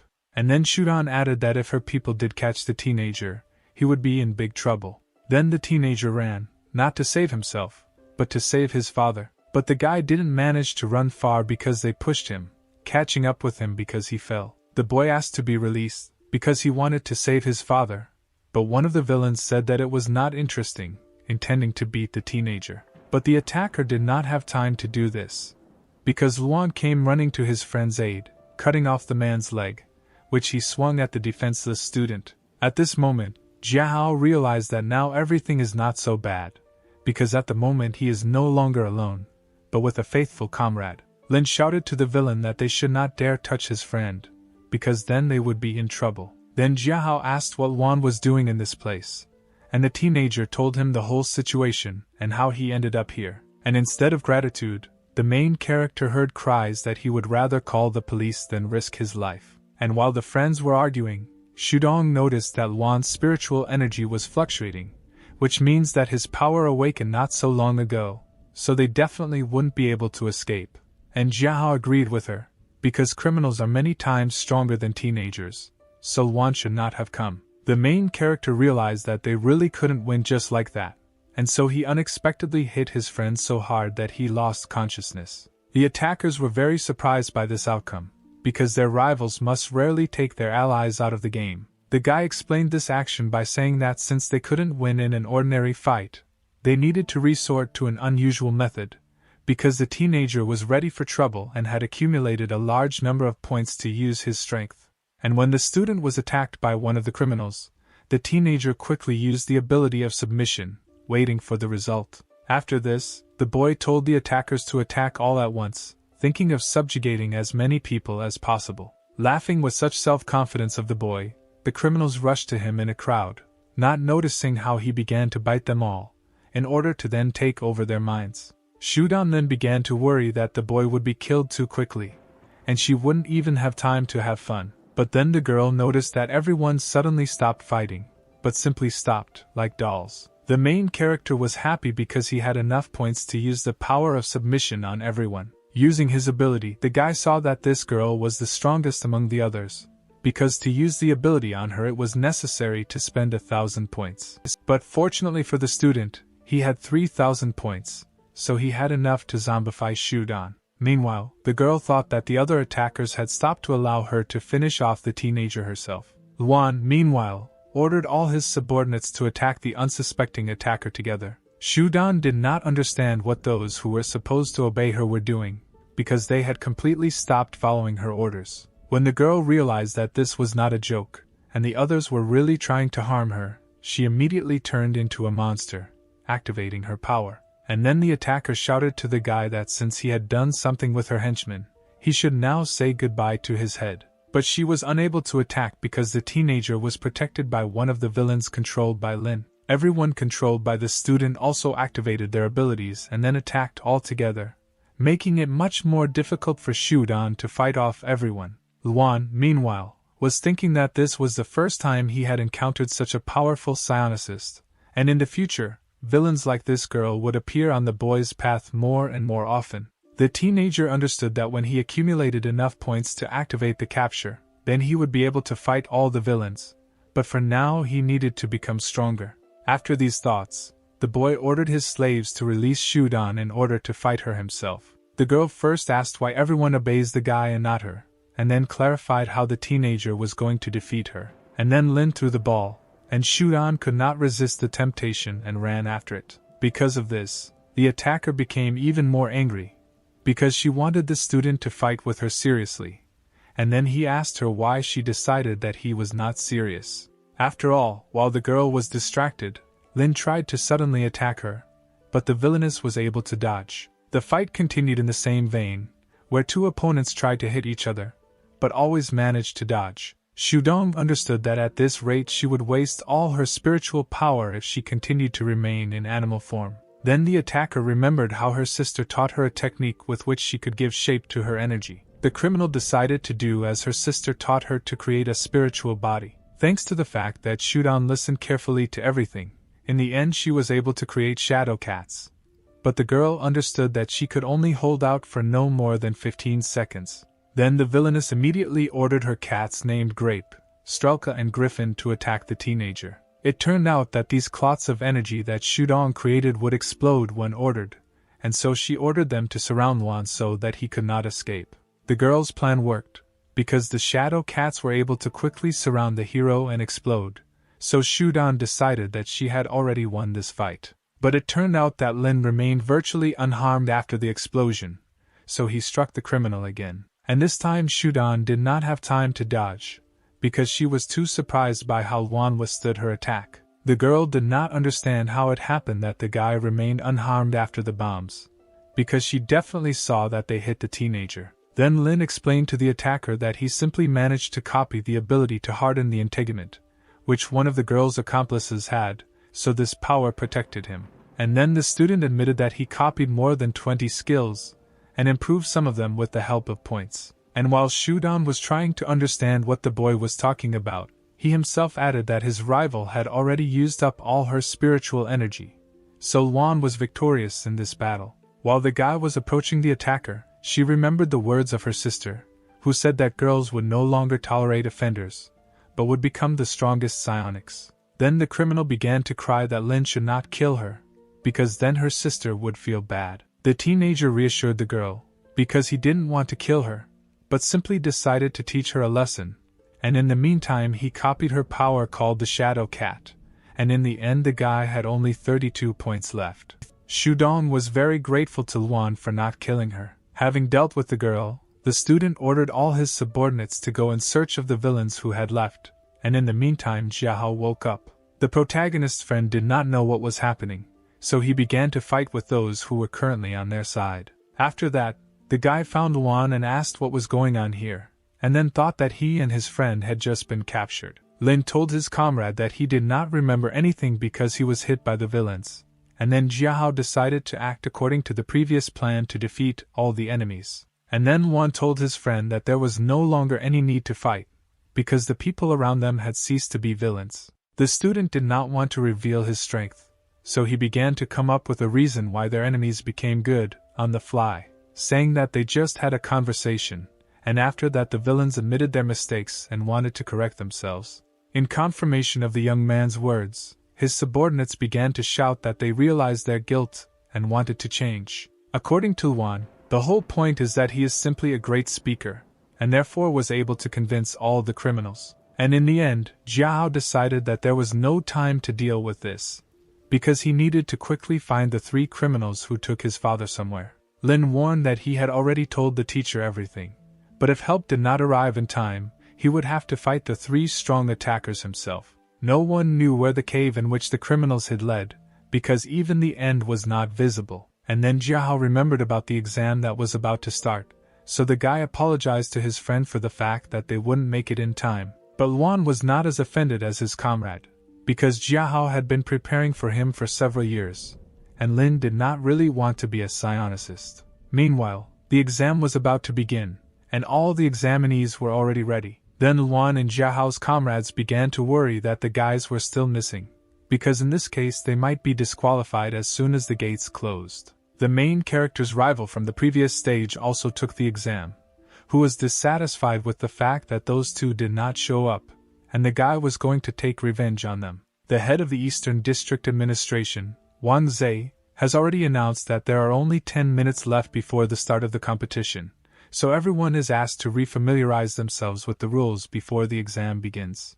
Within 4 hours, all participants will need to get to the tower, which is located in the center of the park, where everyone was located. This competition would be observed by the Surveillance Department, the Security Department, and the Presidium, and when they were all ready, the final test began. The gates began to open, and all the examinees were already preparing for what they were about to go through. But the main character and his friend never showed up, which made their comrades worry. The absence of the young men was noticed not only by their acquaintances, but also by Lily and her boss, who tried to find the teenagers in the crowd, but to no avail. And for the students, this was not the time to think about the exam, because first of all, now they need to hurry up and save Jiahao's father. Lin realized that he would need glasses for the battle, so he ordered the two men to do some mischief somewhere so that they would be hated, and the main character told the rest that they need to speed up the pace.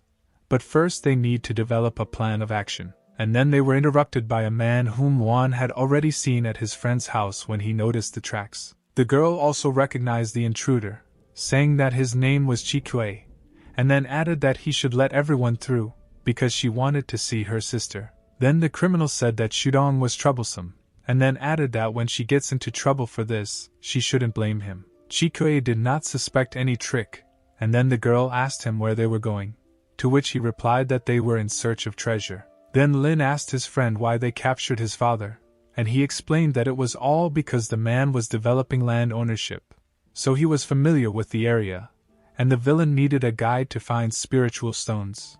But the guys knew that there was little spar in their city, so they did not understand why the criminals decided to look for something here. And then one realized that the villains were heading to the park, because there were now a lot of miraculous medicines that had been prepared for the examinees. Meanwhile, the exam was strictly controlled, and everyone was watching that only 10 minutes had passed, and 2 had already passed the first obstacles, which means that this year the participants are very strong. Jiahao began to doubt his friend's words, because the exam has serious security system, so going there for the sake of spar is like signing your own death warrant. In addition, this year their mentors group is responsible for safety, so it will be almost impossible to achieve results. And while the guys were talking about their teacher, unknown people in hoods came to him. These strangers turned out to be criminals who began to attack the group in charge of security. The Psionics did not have time to react, so the tower, to which all the participants were rushing, was damaged by the explosion of the attackers. The hooded strangers did not stop at one department and went through the rest, causing harm to people and the building. The stranger was asked where Commander Gu was, and he replied that the commander and his men were all already defeated. Then guards from the gathering place of the district security subdivision tried to contact the people in the tower. The villain heard this and told the others to respond to the guards and inform them that everything was under control, so there was no need to worry. And then the district chief said that everything was in order and nothing unusual, so everyone should return to their positions. The attacker noted that the boss values his personality much more than the lives of those participating in the test. Lily and her mentor realized that something was wrong, so the girl used her power of invisibility and disappeared from the criminals unnoticed. Meanwhile, the district chief asked the villains who they were and what they were going to do, and then the criminal asked if anyone remembered the incident when the city of Chao was destroyed 8 years ago, and in response to this he received only silence. Then the villain decided to remind everyone. Before the incident, the Association of Supernatural Power existed only in the eastern region, and not as now, scattering its branches around the world, and then the city of Chao, the ghetto of the eastern region, was captured and then destroyed by the group Thick Mist. 1,375 residents died in that event, and since the association was originally an unofficial organization, it was not able to arrive at the scene in time. The man was promoted from a management pawn to the chief of the eastern region thanks to the fact that his fiery speech ignited a fire in the hearts of the people, which led to the official recognition of the association, which soon turned into an industrial giant. However, the attacker doubted that everything in this story was clear. After this, the narrator was informed that Lu Qin had arrived, so the man interrupted his reasoning about the story he was telling. The commander gave the order for the scammers to begin, and they replied that they understood everything and would act harmoniously. Then Jiahao's father asked the villains if they could finally let him and his son go, because he did as they wanted and led them right under Shigong Park.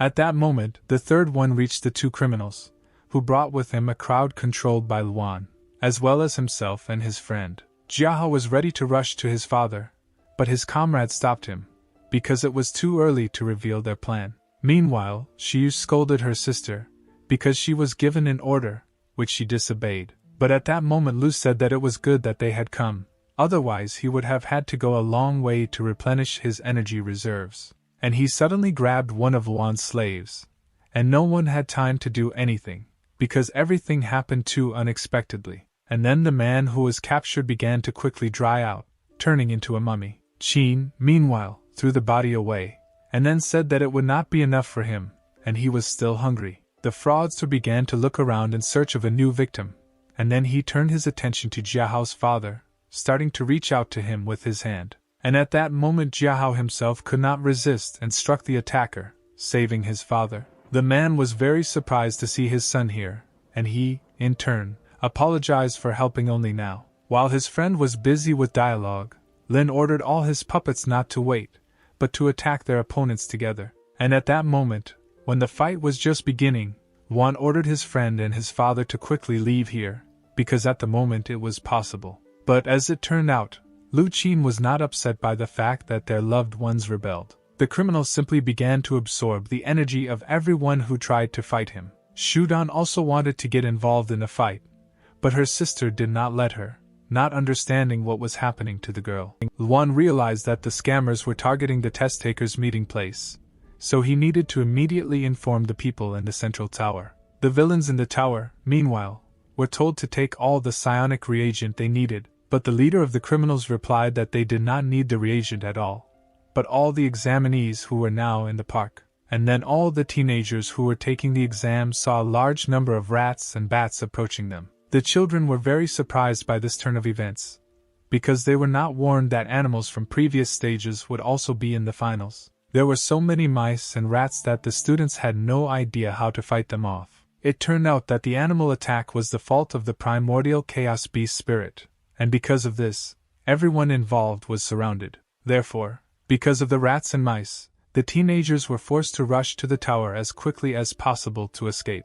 Lily, meanwhile, tried to call at least someone who could help her save her teacher and the others by stopping the attackers. The protagonist's comrades were also running away from the animals, and then the girl tripped over a stone and fell, so that the mice and rats began to approach her. But the animals failed to catch up with the heroine, because Fu Guangqun came to her aid, who killed all the creatures that tried to attack the student, and then the 4 examinees were left to be torn apart by the animals with which they were surrounded. The former rivals shouted to the others to try to escape if they did not want to die, and then a shadow cat appeared in the distance, and then a voice began to be heard, telling Grape to go forward. The cat approached the students and exploded with bright colors, scaring everyone around. It turned out that this cat was called by Lin Luan to save his comrades from animals. Then the others began to question the main character, but he interrupted them, saying that now was not the time for chatter, because at the moment he needed to run. After this, Luan ordered everyone to escape through the underground passage,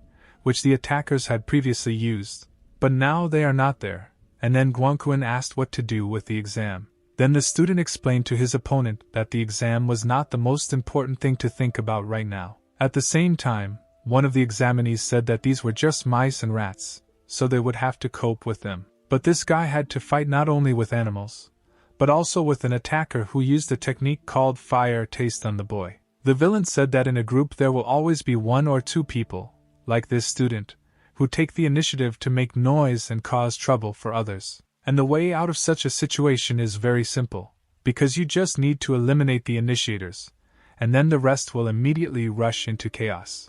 Everyone really immediately began to panic, and the man shouted after them that the students would not run away from him. Meanwhile, the tower guards stood motionless, without leaving their places, as they had been ordered by their superior. Meanwhile, Lily tried to explain to the men that they had an emergency, because the tower had been captured by attackers. The villain's plan worked, and all the examinees ran to the tower in the hope of salvation, which they ultimately did not receive. Then one of the attackers reported to his commander that all the students were assembled. The leader replied that he understood everything, and then added that after 8 years he would finally be able to make the case public. After this, the man turned to the administrative workers with the words that they should know the other side of the fall of the city of Chao. The attacker said that at that time the association deliberately arrived later in order to provoke the public and gain the desired status. The association's resulting power cost the lives of 1,375 Chao residents. The criminal said that he wanted to pull out the weed, meaning association, by the roots, and the examinees were chosen by him as revolutionaries. Then Lily's mentor thought about what this psycho wanted to do with the children. Lu Qin asked his commander if they could finally begin their plan, and then it seemed to all the students that some kind of earthquake had begun, because the earth began to disappear from under their feet. But it turned out that it was not an earthquake, but a large monster that crawled out of the ground. It was a worm called a crown gear, and it was so huge that it killed many students. Then the criminal asked the others if they were familiar with this type of worm, which required a lot of effort to fatten it up. This monster releases a mist-like strand that, when inhaled, produces a stupefying effect that, although it will not affect psionicists, will work for beginners. Then Lily's mentor began to swear at the criminal, asking if he realized what he was going to do to ordinary children. After this, the man added that the military unit already knew what was going on in the tower, so it was better for the villains to just leave and let the children go. But the attacker was not so simple, because he noticed that Lily had left, and he calmly let her go, because in any case, help would not be there in time. The criminal understood that by the time the rescue squad arrived, the villains would be able to do their job. After this, the worm was ordered to begin, and he began to do everything as the criminal had described earlier. The students inhaled this fog and did not understand what it was and what was happening to them, and then the criminal noticed that the monster had stopped, and it became unclear to him why this happened, because the worm had eaten enough of the reagent to give it a lot of strength. The students also began to notice that the fog had stopped appearing, and it also seemed as if the monster was in pain, and then the worm said that he couldn't do it anymore, because it was so disgusting here. It turned out that even the criminals themselves did not know that this worm could talk, because they were very surprised by this fact. Then the worm began to scream that he wanted to get out, and then shouted something about a fierce claw. Half an hour ago, the main character and his comrades were running away from criminals and trying to get to the exit where they would be safe. Here the heroes began to think about what would happen to the rest of the examinees, and this thought made Luan stop. After that, the guy said that he had a strong call of nature and ran away, promising to return. The others tried to call the teenager to stop, but to no avail. Then the friend of the boy who ran away said that the boy knew what he was doing, so he could go. The student understood that he currently had few points, so it would be difficult for him to defeat anyone, so he needed to quickly earn more. The teenager's subordinates did everything they could to make themselves hated, because they behaved horribly in public, telling movie endings and pretending to be exhibitionists. And then the young man began to feel waves of spiritual power, realizing that they were from reagents prepared by the Association for Examinees. So he decided to find a warehouse that should be somewhere nearby. Then the guy noticed a large worm that was crawling out of the ground, which the student definitely did not expect to see. The teenager did not understand where this vile worm came from in the park, because he had never seen anything like it before. But it seemed to the guy that this worm did not pose any threat, and looked quite friendly. But that was not the case, because this monster suddenly opened its mouth, showing the boy that he clearly posed a threat. After this, the monster flew up, wanting to attack the young man, jumping on him. But the worm did not manage to eat the student, because he reacted in time and dodged. And while Lin was thinking that the worm obviously belonged to the villains, and why it was so big, the monster itself disappeared somewhere at that time. And then it dawned on the teenager that the worm had not disappeared, but had gone underground. But the boy realized this too late, because the creature was already under him with its mouth open. As soon as the boy had time to think that he was finished, the monster's mouth slammed shut, and he was eaten. So Luan ended up inside the worm, but he remained alive, because among the abilities he copied there was a defensive one, but he didn't know how long he could hold out like that. The student decided that he would gut him out using an ability called a ferocious claw. But then the boy decided that if this monster belonged to the criminals, then he could wait in the belly until the worm itself delivered Luan to the villains. Although the plan was good, the main character had to endure a place in which he was disgusted to be. Then the guy felt that a worm was crawling somewhere, and then he heard the voices of other guys. It was then that the boy decided that it was time to activate the fierce claw and kill the monster from the inside. Thus, the main character killed a monster that could harm a large number of children. Once Lin finally got out of the worm, he began to swear at what kind of war they had staged here, and then said what an abomination this worm was. The main criminal ordered the others to capture the guy who ruined all their plans. Lu Qin, meanwhile, ran to treat the worm, calling it by its name Lady Hell. Shiyu, meanwhile, turned into a beast, shouting that she would not allow some boy to interfere with them. However, the girl was interrupted by her sister, forcing her to stop to protect Luan. And since no one was going to catch the boy, it had to be done by a man who was not happy about this, because for him it was too steamy. The head of the attackers, meanwhile,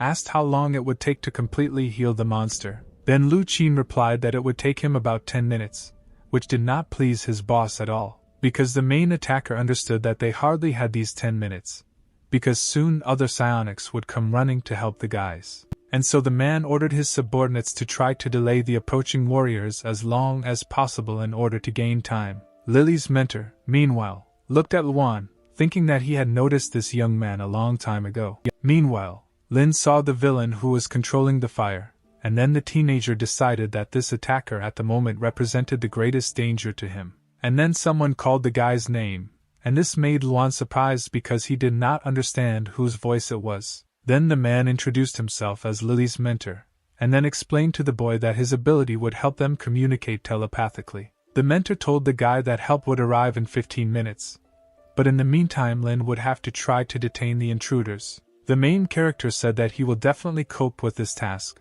because a lot depends on it. Meanwhile, the villain could not keep up with Luan, thinking that the guy was running like a cheetah. The attacker then tried to attack the teenager with a wave of fire that was large enough to reach the boy. And although Lin managed to dodge, the man's flame flares up and goes out at his will, so it will be difficult for the student to escape from the fire that surrounded him. And then the young man began to say that he was still a complete beginner, an ordinary student, so the man needed to be easier with him. But the villain didn't really care about the guy's words, so he used an ability called Heat on him. However, the teenager didn't even have to dodge, because he used a block and a protective field. Thanks to the abilities that Lin had copied earlier, he was now able to give at least some resistance to the attackers. But even with the use of two forces together, the young man could not resist the blow of the criminal. The boy understood that if his opponent hit him in all seriousness, he would not be able to withstand it, and Luan did not have enough points to bite.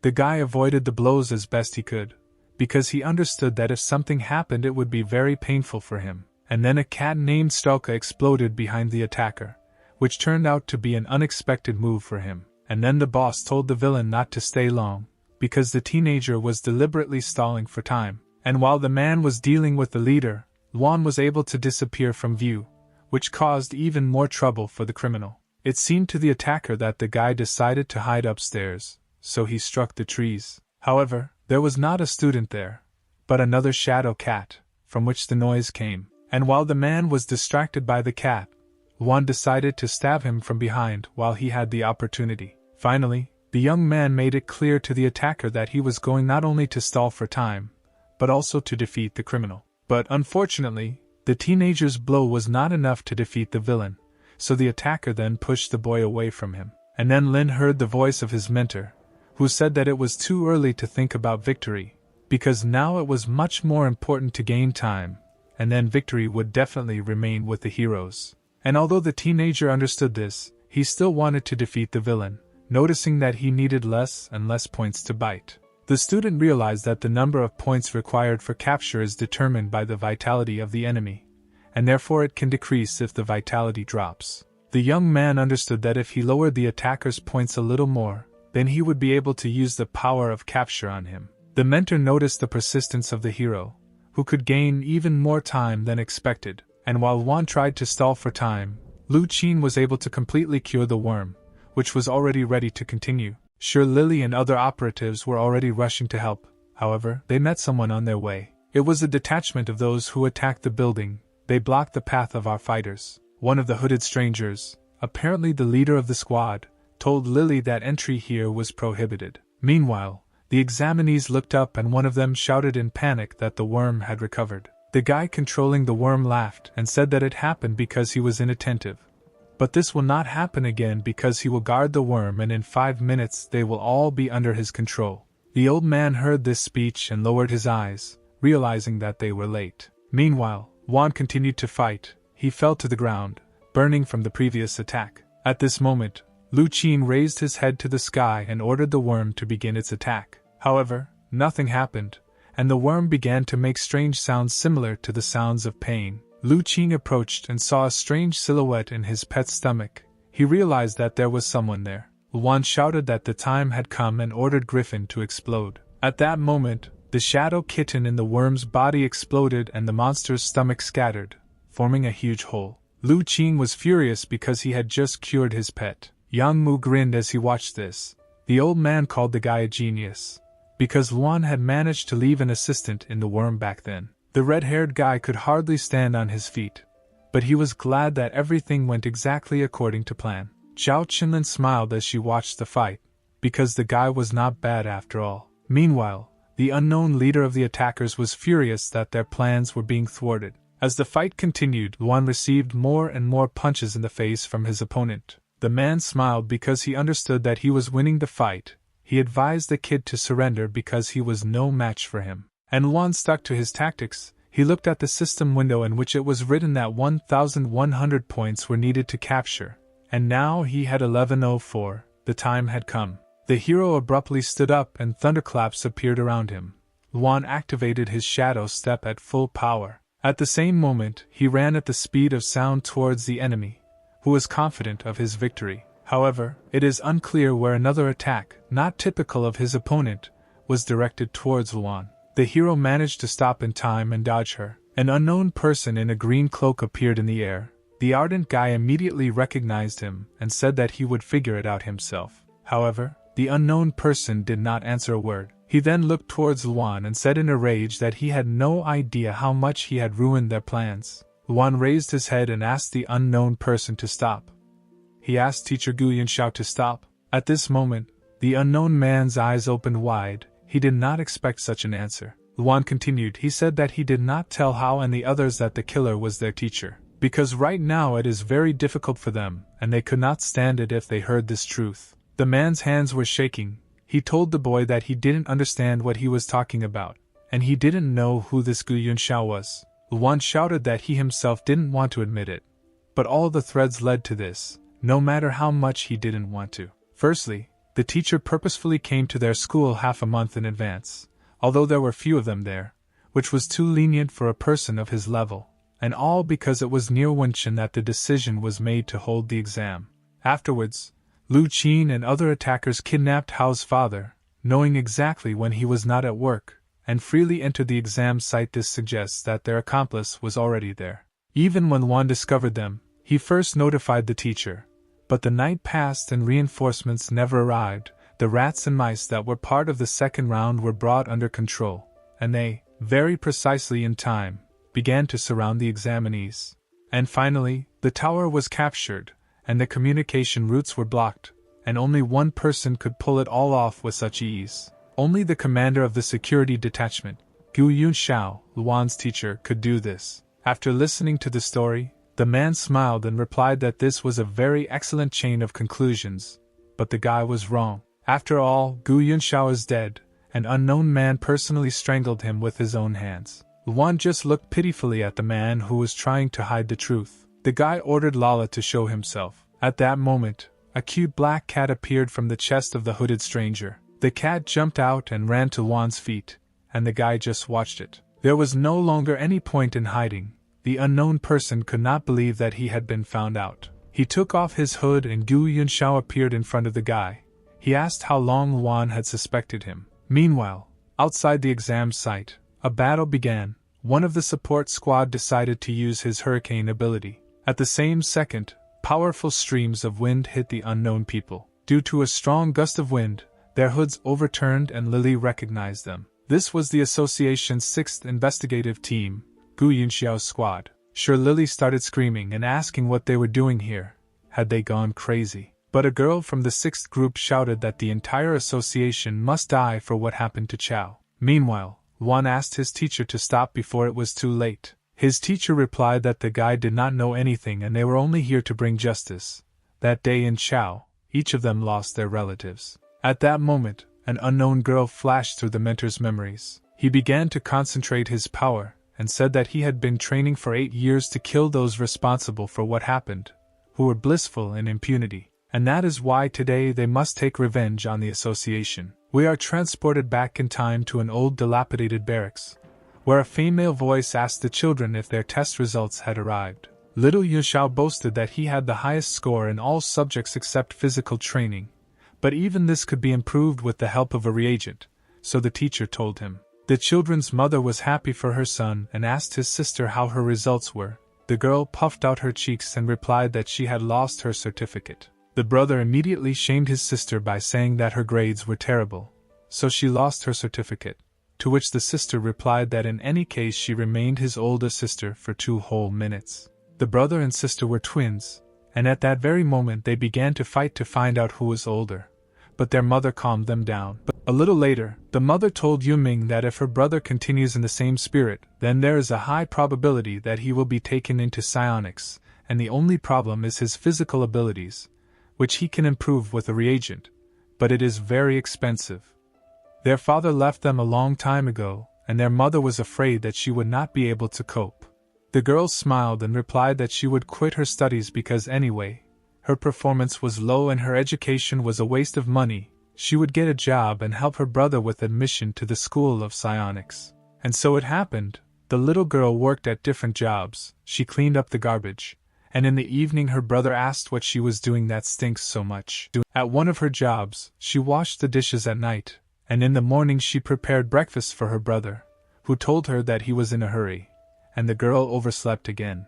At her 3rd job, she worked as a courier and carried an order in the pouring rain, and her brother later woke her up saying that she was lazy and it was time for her to get up. The poor girl was absolutely exhausted, but she knew what she was trying for. And one fine day, Yunxiao burst into their house with the words that he had been accepted into the specialty of psionics. The guy was very happy, and his mother praised him for being a great guy. The brother leaned over to his sister and said that now she should understand who is better. Yiming replied that it was only because she did not go to the exam. Yunxiao confirmed her words and said that she would simply be wasting her time if she went there. The girl just silently looked at her brother and did not know what to answer, holding her hand in her pocket. The guy's uncle came into the family's house and asked if the guy really passed the exam. The mother confirmed that this was so, and they began to celebrate.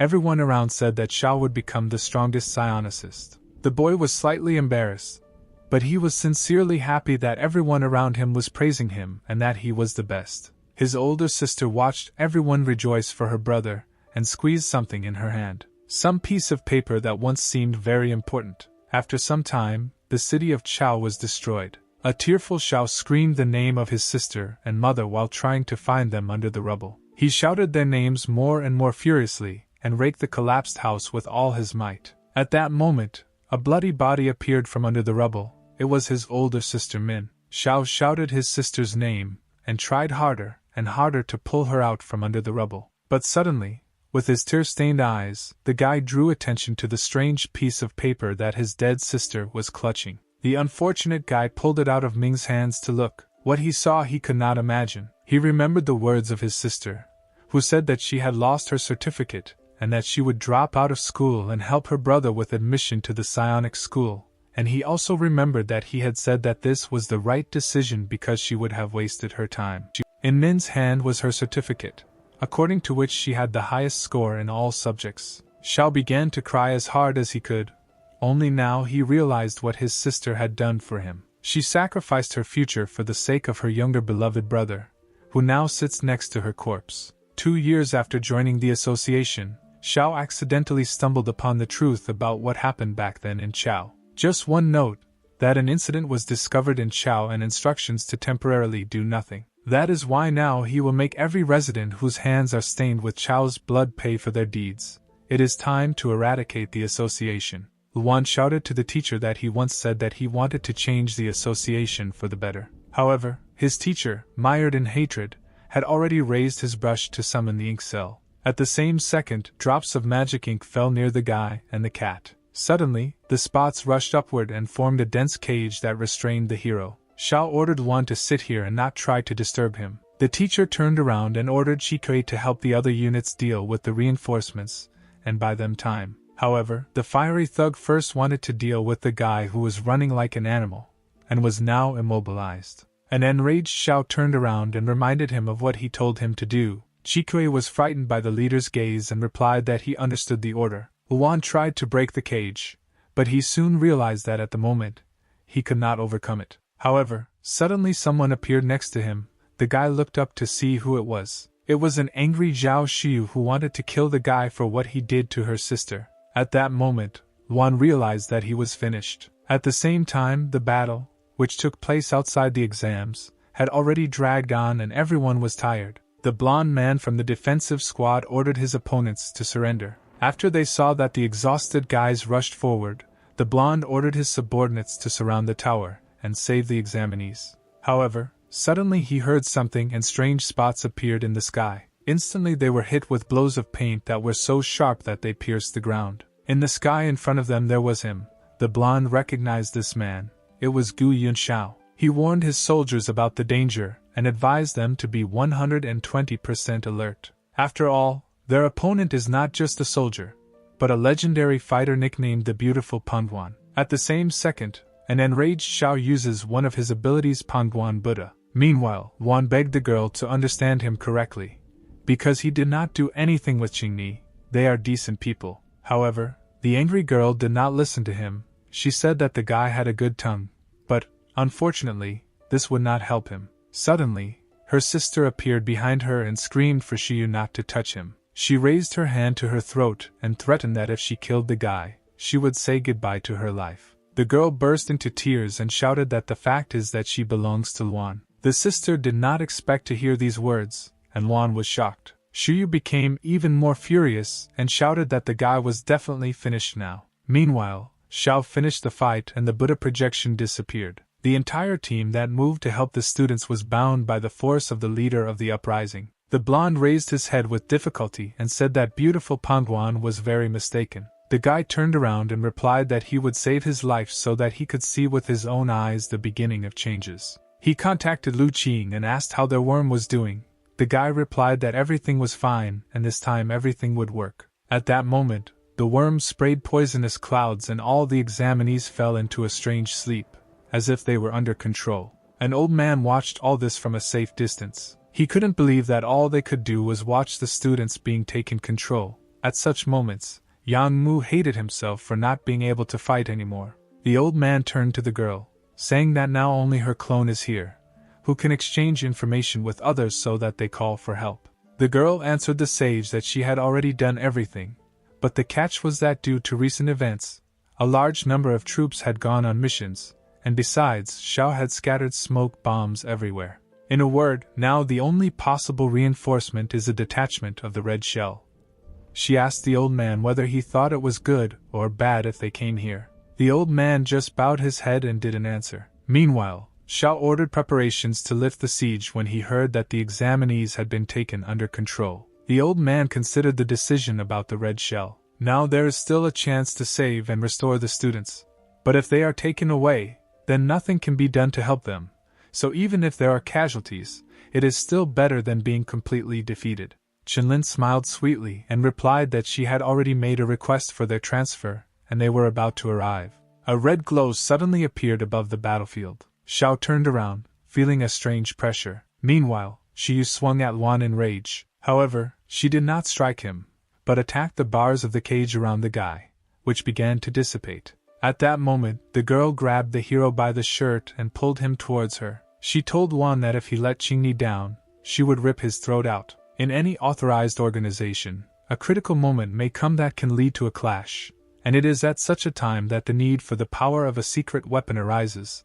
The red shells were precisely such weapons for the association, which exists not for the sake of fighting for justice, but for a specific purpose, and now their goal is to defeat 12 attackers. One of the red warriors said that the guys had examinees hostage. He wanted to know what they should do with them, to which the commander replied that he did not know about any examinees. Shao raised his head up and heard an order to attack from unknown enemies. These were the red troops that hung in the air in front of the rebels. The blue-haired girl shouted to the commander that they could fight them together. However, the commander did not listen to her, and instantly his hand appeared in front of them. A rift appeared in front of the detachment, and they did not understand why the captain protected his detachment from himself. Shao replied that their goal was to take the examinees away and fight the association even then, and not right now, so his squad should take the students away along the planned route. In the meantime, he will delay the association. The commander of the Red Warriors asked the guy if this was his final choice. Suddenly Chikwe appeared and tried to attack the red shell and burn them all to ashes. But the ardent guy was intercepted by the huge hand of the commander Buddha. He threw him towards the squad and shouted that they must leave. This is an order. The Red Warrior said that Shao is worthy to be a commander, and he will be a good opponent. If he had not helped Chikwe, he would already be dead because this battle is beyond his abilities. The desperate rebel commander grinned and asked if it was too presumptuous to say so. After all, their battle is rather beyond the capabilities of the red shell. A huge blue spirit appeared in front of the red squad, emanating from the guy's body. Luan also noticed the teacher's huge Buddha projection. The guy remembered that he had a connection with the old man and asked if he was still here. The old man confirmed the hero's words, to which the guy asked whether his teacher was a good or bad person. Yang Mu thought about it. This was a difficult question because everyone has their own reasons for doing things one way or another, and he did not want to evaluate Zhao's choice. Therefore, he decided to tell Wan Zhao's whole story so that he could draw his own conclusion. Once upon a time there was a boy who was driven by a sense of justice and talent. Everyone believed that he was capable of becoming a hero, and if there was a flaw in him, it grew from his very birth. After all, this boy was born surrounded by poverty. The Buddha projection struck first. With his huge staff he tried to reach the enemy. The commander said that the lovely Panduan is a worthy opponent and has amazing skills, but his weakness is the range of his attacks. After these words, he ordered the first unit to surround the guy. The red warriors pointed their hands towards Shao, and a strange chain shot out from them. A chain with hundreds of knives from different directions flew towards the rebel commander with great speed. At the same moment, chains as sharp as rose thorns grabbed Shao and immobilized her. The commander of the red shell said that now they would tear him to pieces. The rebel raised his head and replied that he could not dream of it. The guy, through the pain, raised his hands in the air and began to spin the spear. At this moment, his colossal projection exactly repeated the movements of the creator. Shao then slammed into the ground and his projection did the same, creating a destructive wave. Some red warriors could not withstand the force of the blow, and flew away. The commander of the red shells shouted that while Shao was attacking, he was vulnerable, and he needed to be attacked right now. The second unit did not wait, and immediately began to attack the guy with the hammer of paradise skill. Shao raised his hands up and tried to defend himself from them. At this moment, he only wanted Lu Qing to take the disciples away quickly. Meanwhile, a group of students under control were leaving in an unknown direction. The commander ordered his soldiers not to stop and to starve the enemy to death.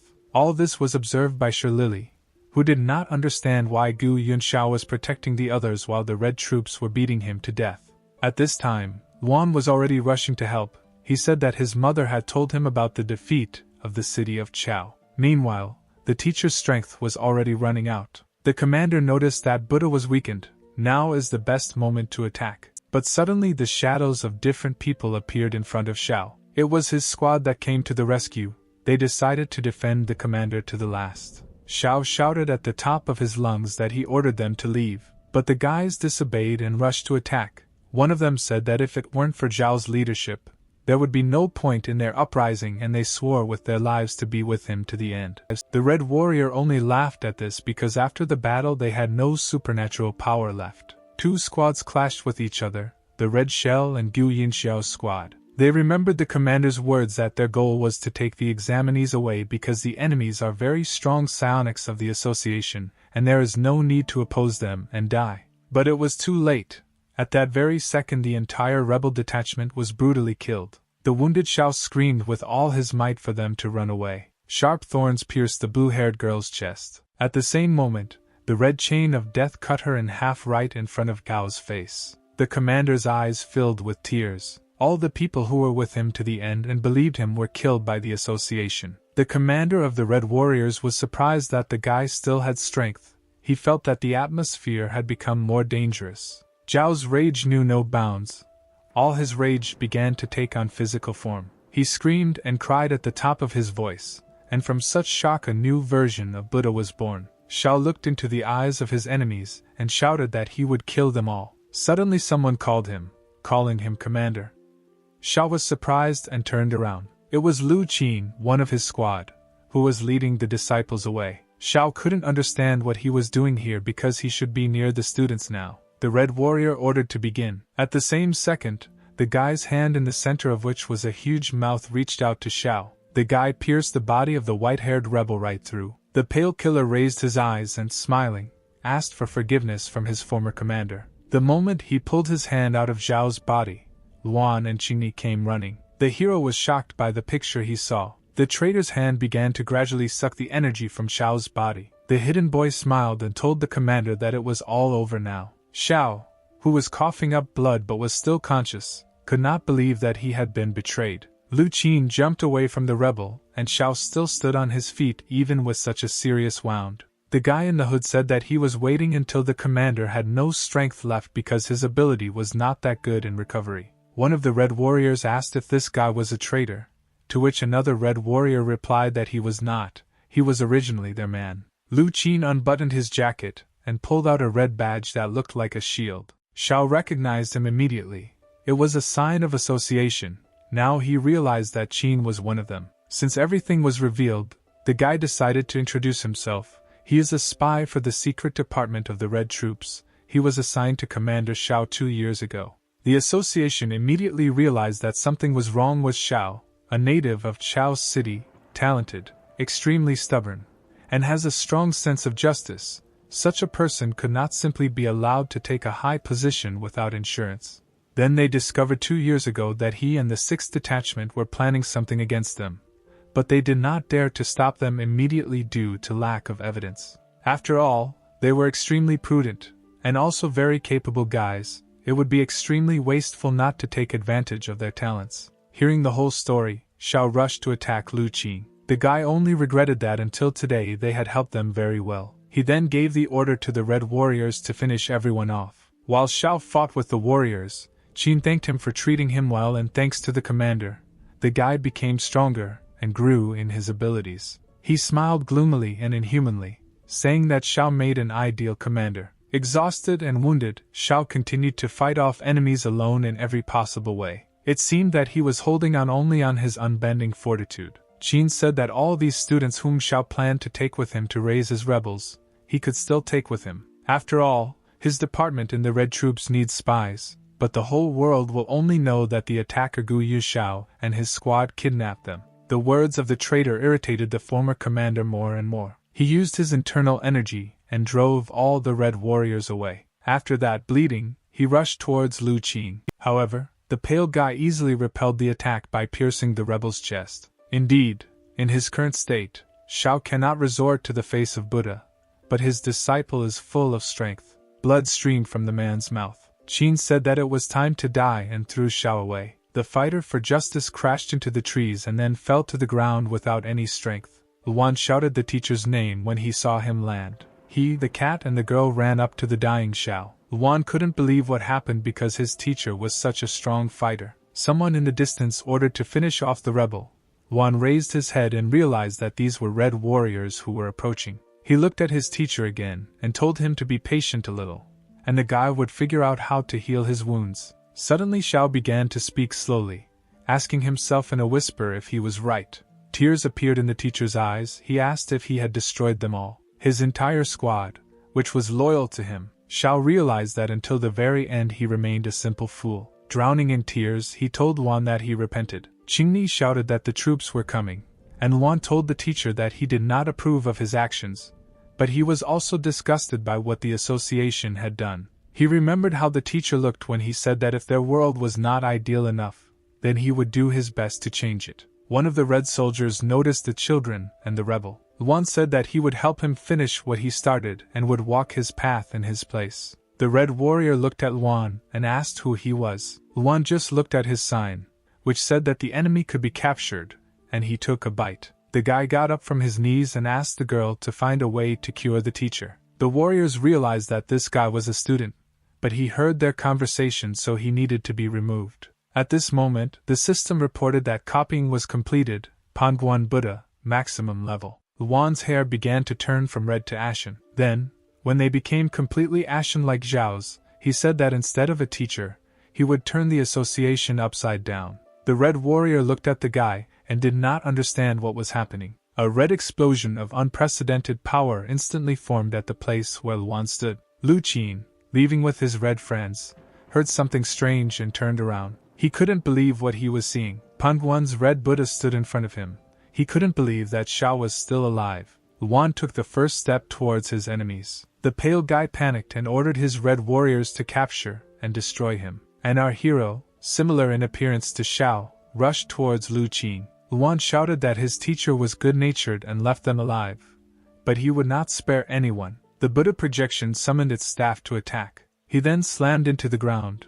A huge red energy of pure rage pierced the ground and destroyed everyone within the blast radius. Lu Qin watched his soldiers die one after another, as something red rushed straight towards him. He didn't have time to react when Wan's fist immediately flew into his face. The force of the impact was so high that the guy rolled several meters before stopping. His face was smashed into pieces and his nose was broken. One of his subordinates sat down next to him and asked if he was okay. Without answering Comrade Qin, he grabbed him with his hand. The warrior did not understand what was happening, and all the vital energy gradually left his body and passed on to the guy. A couple of seconds later, the warrior was lying on the ground and Qin stood up. He realized that it was not Xiao but that nasty boy, but where he got the Buddha face ability remains to be seen. But he didn't have time to find out because Luan was already in front of him. The fast guy again hit the traitor right in the face. However, Qin was not so simple and managed to grab it with his hand. He told Luan that he was not as strong as his teacher, and his sucking ability was much stronger than the guy's.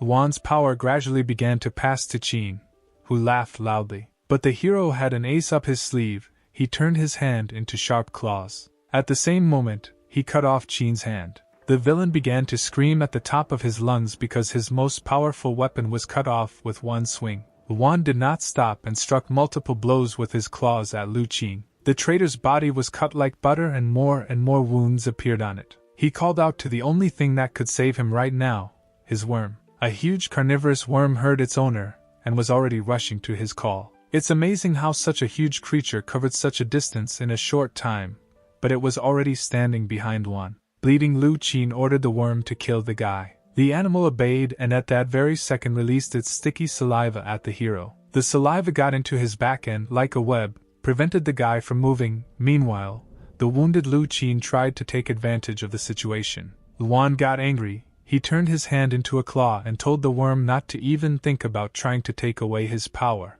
After these words, the guy jumped on the enemy and struck him in the stomach. Luan had to cut the worm, but nothing happened because he was fed up with the ability to heal wounds and now his regeneration has increased several times. The worm decided to counterattack and again spat out its saliva at the hero. The saliva tied Luan like strong ropes. The guy realized that coping with a spiritual animal of such size was more difficult than he had imagined. Meanwhile, the wounded Qin, missing one arm, ran further into the forest and was glad that the worm had delayed his opponent. Luan also understood this. He knew that fighting with an animal was not a very good option, because then the squinted guy would leave. He watched his enemy go further and further.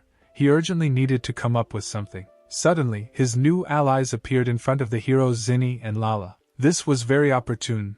The guy was very happy about the appearance of the duet. Zinni stood in a welcoming pose and said that the cat heroine and her favorite were already here. Lala confirmed her words with a loud meow. Help is of course good, but Juan was interested in what happened to the teacher. Zinni said that she and the cat are not doctors and someone else will take care of him. She remembered Lily who said that she would take care of the teacher, and they should go help Juan. The girls said that they would deal with this worm, and let the guy catch up with that squinting guy. But Juan doubted that they could handle it. Two furious cats looked at the guy aggressively. Zinni's fur stood on end and she said that not a single mortal dared doubt the cat heroine and her favorite. Juan realized that it was better not to argue with the girl and wished them good luck. Then he ran as fast as he could towards the undead enemy. The girl and the cat were left alone with the worm, and Zinni was happy that she would finally be able to show herself in action. The worm did not attack, but looked at the strange cats, to which Zinni said that it was clear from him that he was timid. After these words, the worm opened its hellish mouth and spat its saliva into them. The ferocious cat and her companion were instantly covered in sticky mucus. However, this did not upset Zinni. She told Lala not to be afraid because she would take care of everything. Suddenly the girl heard a loud, furious meow, and Chini immediately looked back. Standing next to her was not little Lala, but a furious, huge red beast. Zinni was in shock. The battle began. The worm attacked first and decided to bind our girls, but Lala was able to deftly dodge dangerous projectiles. Then the furious cat took advantage of the moment and attacked the monster with its claws. The cut went straight down the body of the worm. She did better than Luan, and the monster's body began to tear apart at the cut site. However, the worm did not stand aside and managed to grab Lala with its threads. At the same moment, the threads became covered with blue light. The worm released electricity through its saliva to hit Lala. However, Zinni did not stand aside and jumped towards the cat, ordering the worm to leave her pet. Chini slammed her hand down on the worm's threads, but to her surprise, it didn't do any damage to them. The girl pretended that this was the plan and said that it was just a distraction. And now the real attack.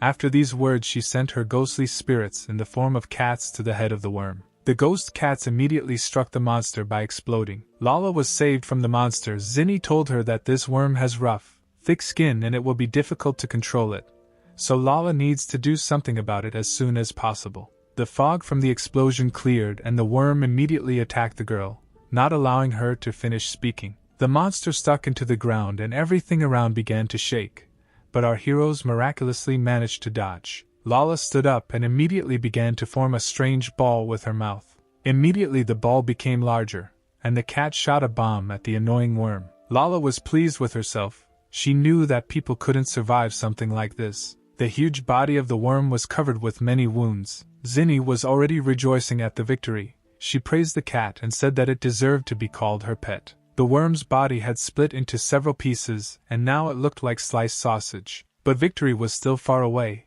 because each part of the body began to turn into a separate small worm. The worms released smoke, and the girl became angry because of the monster's vitality. Zinni covered her nose. She realized that this was the same smoke that was used on the students, and she did not want to become weak-minded. Meanwhile, Luan used his shadow step at full power and was already catching up with his opponent. He quickly overtook the cripple and happily jumped on top of him. The moment he found himself above the head of the squinting guy, Luan activated the face of Buddha, and a huge red projection hit the traitor with its weapon. The force of the blow was colossal. Lu Qing immediately lost his arms and legs. He could no longer escape and began to beg for mercy. He said that the main villain here is Gu Yunxiao and he is on the side of justice because he is a secret agent. The traitor began to cry. He told Luan to go and look for Xiao to kill, and not him. Suddenly, Qin heard a meowing sound next to him. It was a purple ghost cat. After a cute meow, the cat exploded right next to the guy's face. Qin screamed. His face was disfigured, and he called Luan all sorts of names. He just looked at the pathetic traitor. Then he replied that the guy had no right to condemn the teacher. After all, his entire family died and in his place Luan would not have lasted so many years in a sober mind. The association is not the direct culprit, but it is connected to what happened. The teacher captured the students only to tell them what the association really is, and not to harm. He remained decent until the very end, unlike Lu Qin, because he used the teacher and his comrades, looking for benefits and considering himself right. But the most disgusting thing about this guy is that he squints. After these words, Luan attacked Lu Qing with many cats, which made him a scarecrow. The guy didn't understand Luan's last sentence. It seemed to him that he was just looking for an excuse to beat him up. Luan replied that he planned to maim him half to death to give him time to think about his behavior. But Lu Qin simply laughed at this because his ability makes him immortal. But the hero's strength is already running out. After this, the traitor opened his mouth wide and ordered everyone to go to him. At the same moment, hundreds of examinees approached the battlefield under control. Luan watched as he was surrounded because he had completely forgotten about them. Lu Qin mocked. He said that there are several hundred students here. Will the red-haired guy have the courage to kill them all? At that same second, one of the students thoughtlessly attacked Luan, but he easily dodged. The zombie students continued to run after the guy, but he was fast and easily ran away due to the shadow footsteps. The traitor said that he and Xiao are very similar. They are both merciful and cannot harm the innocent, which is why Luan himself will be the reason for his defeat. But the guy didn't lose heart. He replied that since you can't kill them, you can just knock them out. After this, the hero began to hit the students so that they would lose consciousness, but without causing fatal damage. After a few minutes, Luan began to get tired. He understood that these were the strongest guys entering, and he did not expect that it would be so difficult. Now he has 1,000 points, each will require 20, and don't forget about the main enemy. Meanwhile, his opponent stood in the middle of the crowd and shouted that he was forced to admit that people like Luan are born once a decade and he is the strongest among all the examinees in the country. But if he thinks that this is enough to resist the association, then he is a fool and crazy. Indeed, today the association has strengthened its position and is widely known. It has more monster-level masters than stars in the sky. And in this world, psionics either join them or die. After these words, the traitor put his hands on the two students and sucked the life force dry. Smiling, he said that tomorrow's news would announce how Luan and his teacher killed these two students. Luan flew into a rage. He activated his shadow walk and jumped at his enemy. The guy was ready to tear him to shreds, because he associates him with that very dark side of the association. But suddenly he felt a sharp pain in his chest. The guy did not reach the target, and immediately fell to the ground. His head was spinning, his body ached, and his legs did not obey him. Luan realized that he had no more strength left. Lu Qin mocked more and more. He said that the guy had been using his abilities for too long, and had spent all his energy. After all, he lacked combat experience. The zombie students continued to attack the hero, but now he could no longer dodge them. Qin said that the winner is always right and no one will care about what really happened. The hero and Xiao will be forgotten very soon, branded as criminals, which they will remain for history. But he will become a hero who will be praised, after which Qin laughed very loudly like a true villain. He then ordered the disciples to kill the guy, at which point Luan became scared. The old man and Deputy Zhao watched silently. The man asked the girl if nothing would change this time. He also asked her to suppress the bad news about the security department as much as possible. The girl smiled and said that newly hatched chicks throw off their unhatched brothers. Nature has always been cruel, but people have never called it evil. Man is also a part of nature. He is no different from other creatures and Darwin's law reigns on Earth.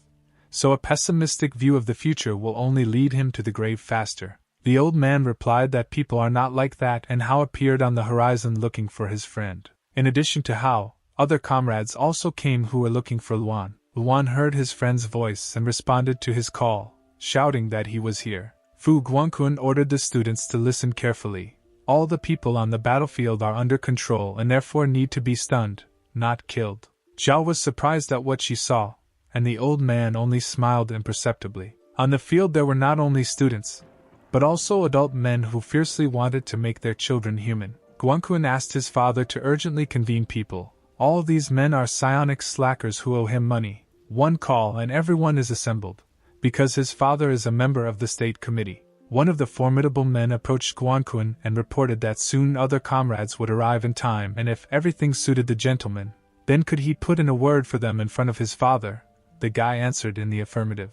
At that moment, Hao gave the arrogant man a kick in the ass and told him to go save people and not show off. The angry guy said that he just talked a little, but at that moment Hao invited him to measure his strength. Whoever stunned the most people won.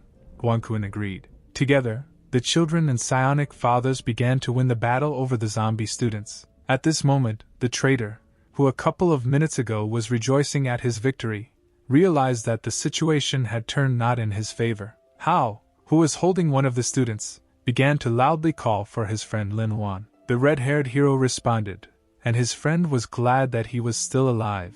Wan asked why he returned, and Hao replied that he took his father to a safe place, and then thought about how to help his friend. Fortunately, Fu Guangquan instantly managed to summon a gang of psionics. The friend also asked why Luan was so battered, but the guy said that there would be questions later, because their enemy wants to escape. Meanwhile, Lu Qin couldn't think of anything better than to just run away as fast as he could. Luan wanted to chase him, but he still didn't have the strength. Suddenly Hao said that he had a solution because he knew that his friend would be exhausted from fighting so much, and therefore brought one thing. The guy took out of his pocket a strange little flask with 2 letters A on the label. He said it was a level A miracle reagent that his family had been keeping for years. The guy couldn't believe that his friend would share such a remedy with him, but Hao said that Luan would thank his father later. After all, right now their main enemy is running away and they need to catch up with him in order to restore justice. Lu Qin panicked. He didn't understand why these fools appeared one after another, and could they really hope to defeat the person from the association? He kept telling himself that he was a representative of the association, while an enraged Luan followed him. Seeing this hellish aura and power, Lu Qin was afraid. He couldn't just lose. At that moment, disgusting worms crawled out of the traitor's body. But let's go back a little. Hao said that this is a reagent that his father carefully kept, and this is his father's gratitude for saving him. Luan immediately drank the miracle medicine. Suddenly he felt a powerful surge of strength, and it seemed that he was completely recharged. Luan asked his friend if they could handle it here themselves while he went and looked elsewhere. Hao replied that he could go and hit another zombie student. Luan's legs are electrified, his shadow stride is ready, his hair turned ashen again, and now it was time for justice. The one who thought that he was invincible because he was a representative of the association was instantly cut in half. Lu Qin could not even use his worms because Luan cut him into small pieces. He screamed at the top of his voice and immediately a huge red Buddha leg appeared. Luan could once again summon the Buddha's projection. Seeing the red knight, Hao was happy because he recognized the projection of his teacher, which means he came to their aid. All the students and men finished dealing with the crowd and watched the powerful aura. Suddenly Luan appeared in the distance, and Hao called him, saying that they had dealt with everyone on their side. Luan turned to his friend and replied that he had also settled everything on his side. Hao was still impressed. He asked the guy if he had seen the teacher's projection and where he was now. Luan replied that the teacher had just left. It was good that he helped them solve this problem. Suddenly our hero remembers that he forgot something. He forgot about Lala and Zinni. The red-haired hero told his friend that he had one unfinished business and ran away. Meanwhile, the frightened Zinni and Lala tried to escape from the huge monster. The worm united again into one copy and now the heads of smaller worms protruded from its entire body. Zinni ran as fast as she could, and the poisonous fog pursued her faster and faster. Suddenly, someone summoned the 3 cents of flame and a small flame appeared in his hand. A bullet from the fire flew past the fleeing Zinni. There was an explosion, and the cute heroine and her pet, as if in a movie, flew up from the shockwave. But the landing was not so soft. Sister Qingni hit Chu Kui on the head, and yelled at him for almost burning her sister. Shiyu calmed down and ordered her sister to get up immediately, otherwise the fog would cover them. Fire will only help for a while, because the worm has absorbed the reagents intended for the examinees and they will not be able to defeat it. We need to take away the students and Xiao, because the hallucinogenic fog is a very powerful thing. The heroes ran away from the deadly smoke, and Chu Kui covered them, shooting from his fiery fingers into the fog. Suddenly, someone next to them said that this was not the end. The heroes turned around to see who it was, but because of the fog nothing was visible. The unknown person ordered the evil worm to stop. Suddenly, the powerful evil creature obeyed and stopped attacking. At that moment, the heroes, frozen in place, realized that they had fallen into the fog. However, they were still conscious. Chu Kui asked his companion why the fog had no effect on them. A system table appeared in front of the unknown person,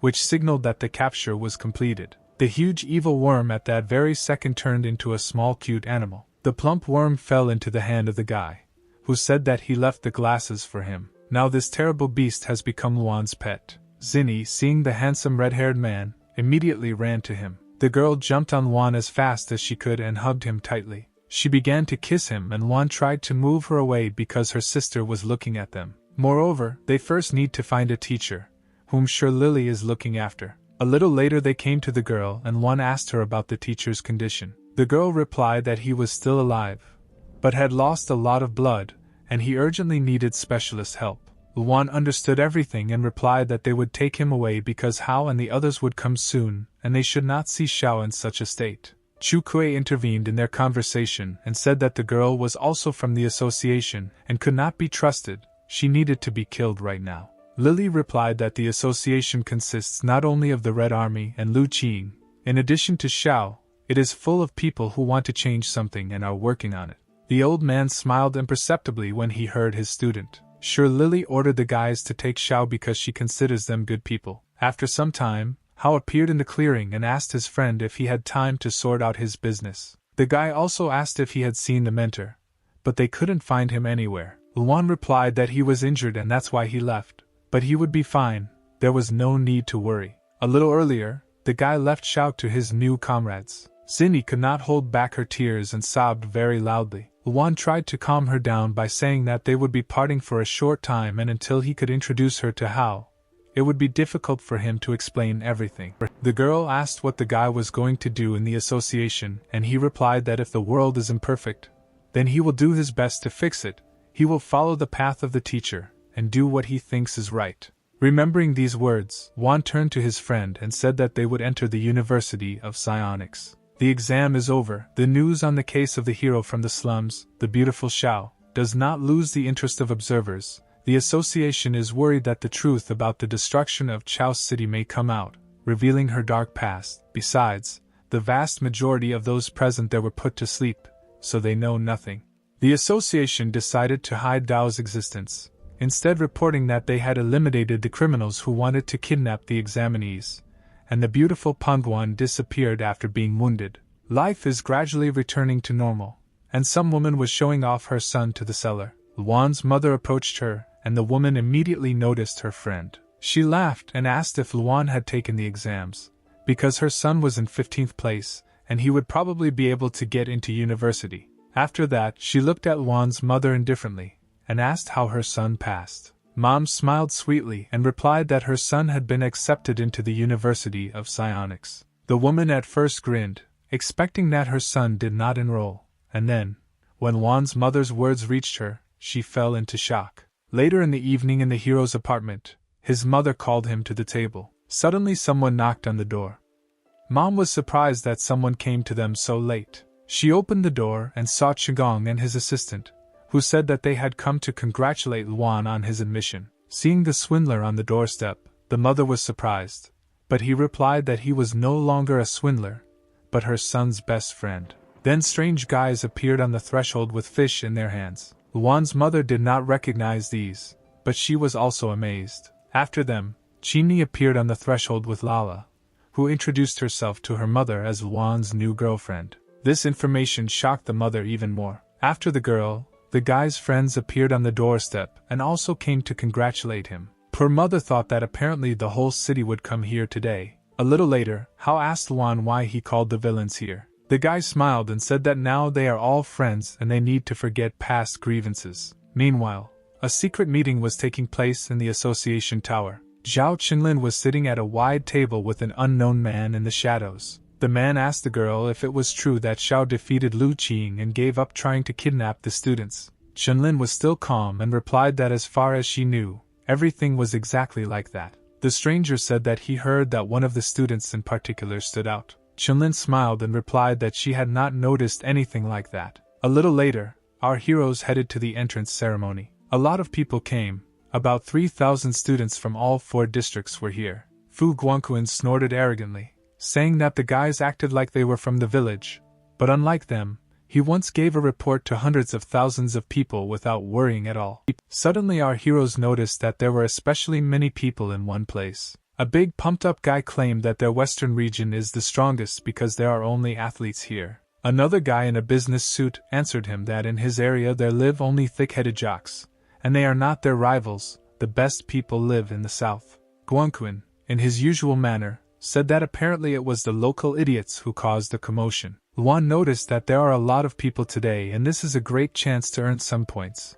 But he needs to calculate everything. The guys on both sides of the barricade continued to argue more fiercely about whose region was steeper, the western or the southern. Suddenly Luan laughed very loudly and called everyone around him simpletons. The crowd died down, and all the bullies turned to see who the brave one had appeared. The crowd dispersed, and they saw Luan, who said that none of them are strong because they are all scum. After all, the strongest region is the eastern one, and they will tear them all to pieces. The blonde asked if this area was hypnotized, because of which the exam was never completed, and the association missed them all out of pity. The system reported multiple points gained due to hostility, which certainly made Luan happy. Suddenly, Luan said that this is all because there is an incomparable person in their area, capable of defeating 100,000 people in a second, handsome and macho, sir. Poor Guangqun broke out in sweat because he realized the situation he was in, and the guys continued to jump around him and shout that he was their strongest master. But the guys from the west and south were not laughing. They decided to actually test how strong this guy was. Luan did not waste time and quickly grabbed his friend by the collar to quickly escape from here. While running away, Luan was happy that he had earned a lot, but he did not notice the obstacle in his way. The guy slammed his head into it, and immediately fell. He looked up to see who stood in his way. It was the Thunder Tiger Wang man, who asked the guy who he was. Suddenly the man remembered that he was the one who crippled his stupid nephew. It seemed that now Luan would be in trouble. But someone appeared behind the Thunder Tiger. The thug turned around to see who called him. It was the old rector of the University of Psionics, who asked not to scare his new students. The old man said that he is not interested in what happens outside the university, but while the tiger is on its territory, he forbids threatening students. Surprisingly, the Thunder Tiger immediately cooled down and fell silent. Then he turned to Luan and said that it was better for the guy not to come across him on the street. The head teacher also arrived and told the tiger not to be angry because he was specially invited from the association to take part in the opening ceremony of the school year. Then the head teacher, in a more stern manner, ordered Luan and his friends to quickly change into their uniforms and go to the assembly hall. Our heroes did not contradict and did as the head teacher said. Luan and Hao were surprised at how beautiful their uniforms were, and Guangqun still called them simpletons. On one of the rows, unknown guys saw our heroes, and everyone else noticed them too. Luan understood that they had noticed Guangqun. The guy said that the year had just begun, but everyone already knew about him and everyone wanted to compete with him. The guys from the two districts whispered among themselves, asking if this was the guy who said he was the strongest. Guangqun could not stand it, and shouted to Luan that this was all because he called the eastern region the strongest, to which he replied that it was and he needed to relax. At that moment, the rector appeared on the stage and coughed quietly. Suddenly the whole hall stopped making noise and there was silence in the large hall. Luan was surprised that the old man simply coughed and everyone fell silent. The rector didn't even need a microphone to speak. The old man greeted all the students and said that his name was Fan and he is the rector of this university. Fan continued, he understands that no one wants to listen to the old man's story, but nothing can be done because speech is the only way to convey one's thoughts. After these words, everyone in the hall laughed.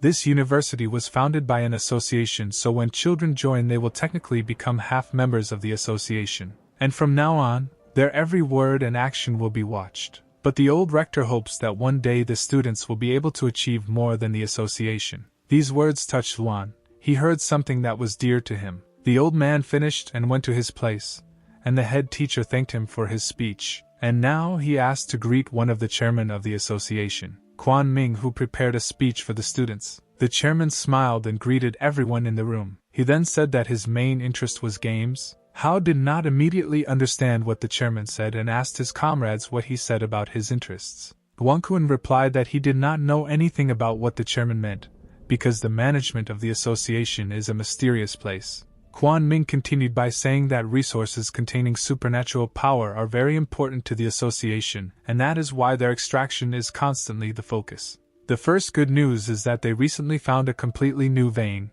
the scale of which is not inferior to the Lu Tao mountain range, and excavations will begin soon. All the students were surprised by this news, but Quan had second good news. The association decided to allow students to participate in the process. All this time the rector looked at the chairman with contempt and remained silent. And the students were even more shocked that they would be able to participate in the extraction of resources for the association. Quan said that mining ore is not an easy task and they will encounter unprecedented beasts and bad weather conditions, which is why they need security.